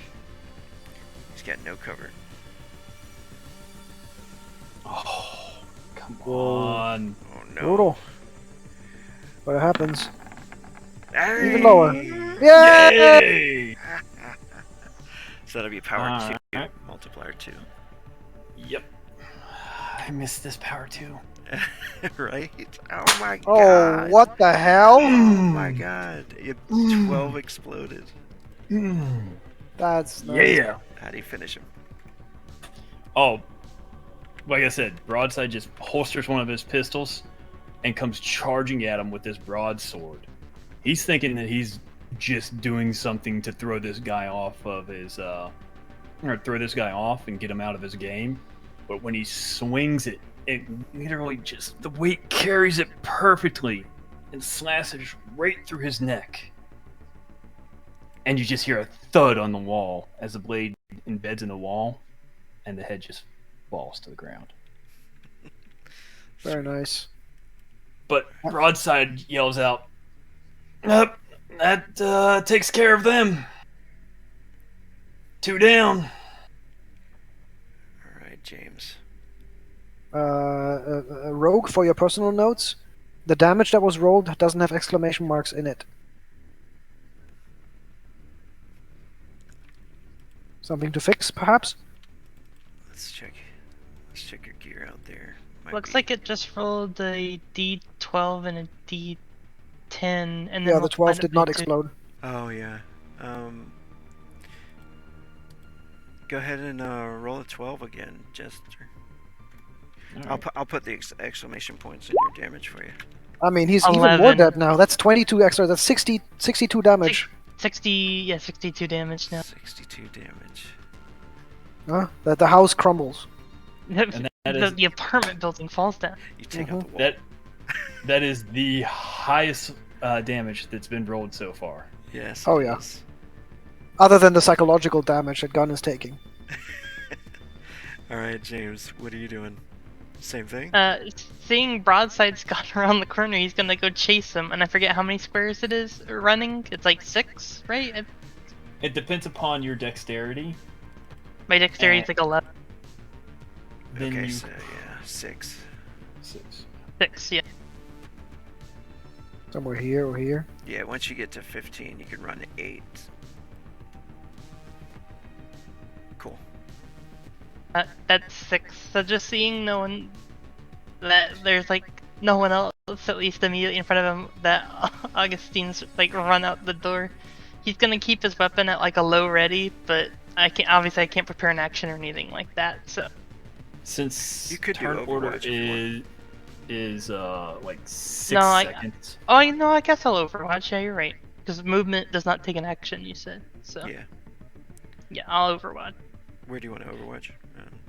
Like down the hallway Okay. this way. Cool. So any movement either from the like out of the bathroom or from around Augustine down the hall. So 1 action on that, and then what's your other action? Just defensive? Yeah, if I can. Cool. Perhaps right when Peterson comes around the corner, he just sees the blade going through the wall as the head falls. Or I can give you this option. If you want to hold 2 actions for Overwatch, first action is regular shot, and then the second action is -2 to hit. Right. Or unless you want to do 1 action Overwatch and then 1 defensive. You know what I'm saying? No, I'll do 1 defensive, 1 Overwatch. That's fine. Cool. Alright. Creep is dead. Thanks to the broadsword of insanity. Oh, I skipped him. Vamp. let's go back to Vamp. I keep skipping him. There he is. Gun, I think, might have deterred him a little bit, but let's Or see. everybody else dying. Right. I mean, He's he did standing kinda over the just corpse. see. He did see someone he doesn't know just run out the room. He's just fucking hardcore, I guess. Cool. Good for him. He's gonna take one shot at Gun and then move. Okay. 9mm. He's like, fuck you, pigs. I'm behind. I'm safely in cover. Nice. I Bam. yell at him, "Stop shooting! Give up now!" You pigs aren't gonna fucking catch me. There it is. Kablam. Bam. Well, I say that the gun's gonna go off. I don't know if I'm gonna hit it. Get him. Like sweep out his legs, perhaps. Mossberg. Oh, it's my God. it's a shotgun, dude. Yep. That's great. This is gonna be some damage. Yep. If it hits, you still gotta roll. Oh, wait a defense. minute. He might not even know you're there. Let's He'd be. To be fair, I have not shot at all this combat. I have not said anything this combat. I literally just moved. That's it. yeah. Let me. Oh, he does have a, no, he doesn't. Four. So that's a hit. Nice. Because in that Get to roll situation, damage. it's over a target number, which you did at a 17. Defense. And you Or just sorry, got damage. Yeah. He thought he was out of here. Like maybe he starts to aim towards Augustine because he ran by that way, you know. Power is just 1, right? The crit damage just times 1, right? Yeah, correct. 35. Oh no! So how do you take out the vamp? Oh wow, this is like a Tarantino. I mean, he just ran into a shotgun slug. Like, what do you Oh. expect? So like, he's like, oh yeah, I got a free way out of here. He runs out and like, just as he exits the bathroom door, his like head swivels to the left, and his first thought is like, oh, I got this guy's back, and then all of a sudden, all he just feels is a fucking 12 gauge slug impact the right side of his chest as it goes like through his lower right rib cage and up through his chest, just spattering blood all over the shower and the side of the wall as he just dropped. Nice. That is I'm sure there's some noir description of how the report of the Mossberg hammer was like an exclamation point at the end of the incursion, you know? That reminds me of Max Payne. Yes, The 100%. shotgun blast was an exclamation point. Yep. I mean, that's what that was, to be fair. Yeah, it is the last thing we hear, right? Because it's literally the prow, and then there's silence. I mean, it's a 12 gauge shotgun, so it's been pistols, shotgun, Yep. and then silent. Yep. And yeah, unless you guys want to end We're gonna pick it up here right next time. Yeah, I think we're good to Clean go. up the bits. That was cool. Thank you guys for playing. Yeah. I miss thank you. the sword power. I really miss the sword's The power. power of thy sword. Is the recording, do you stop the recording?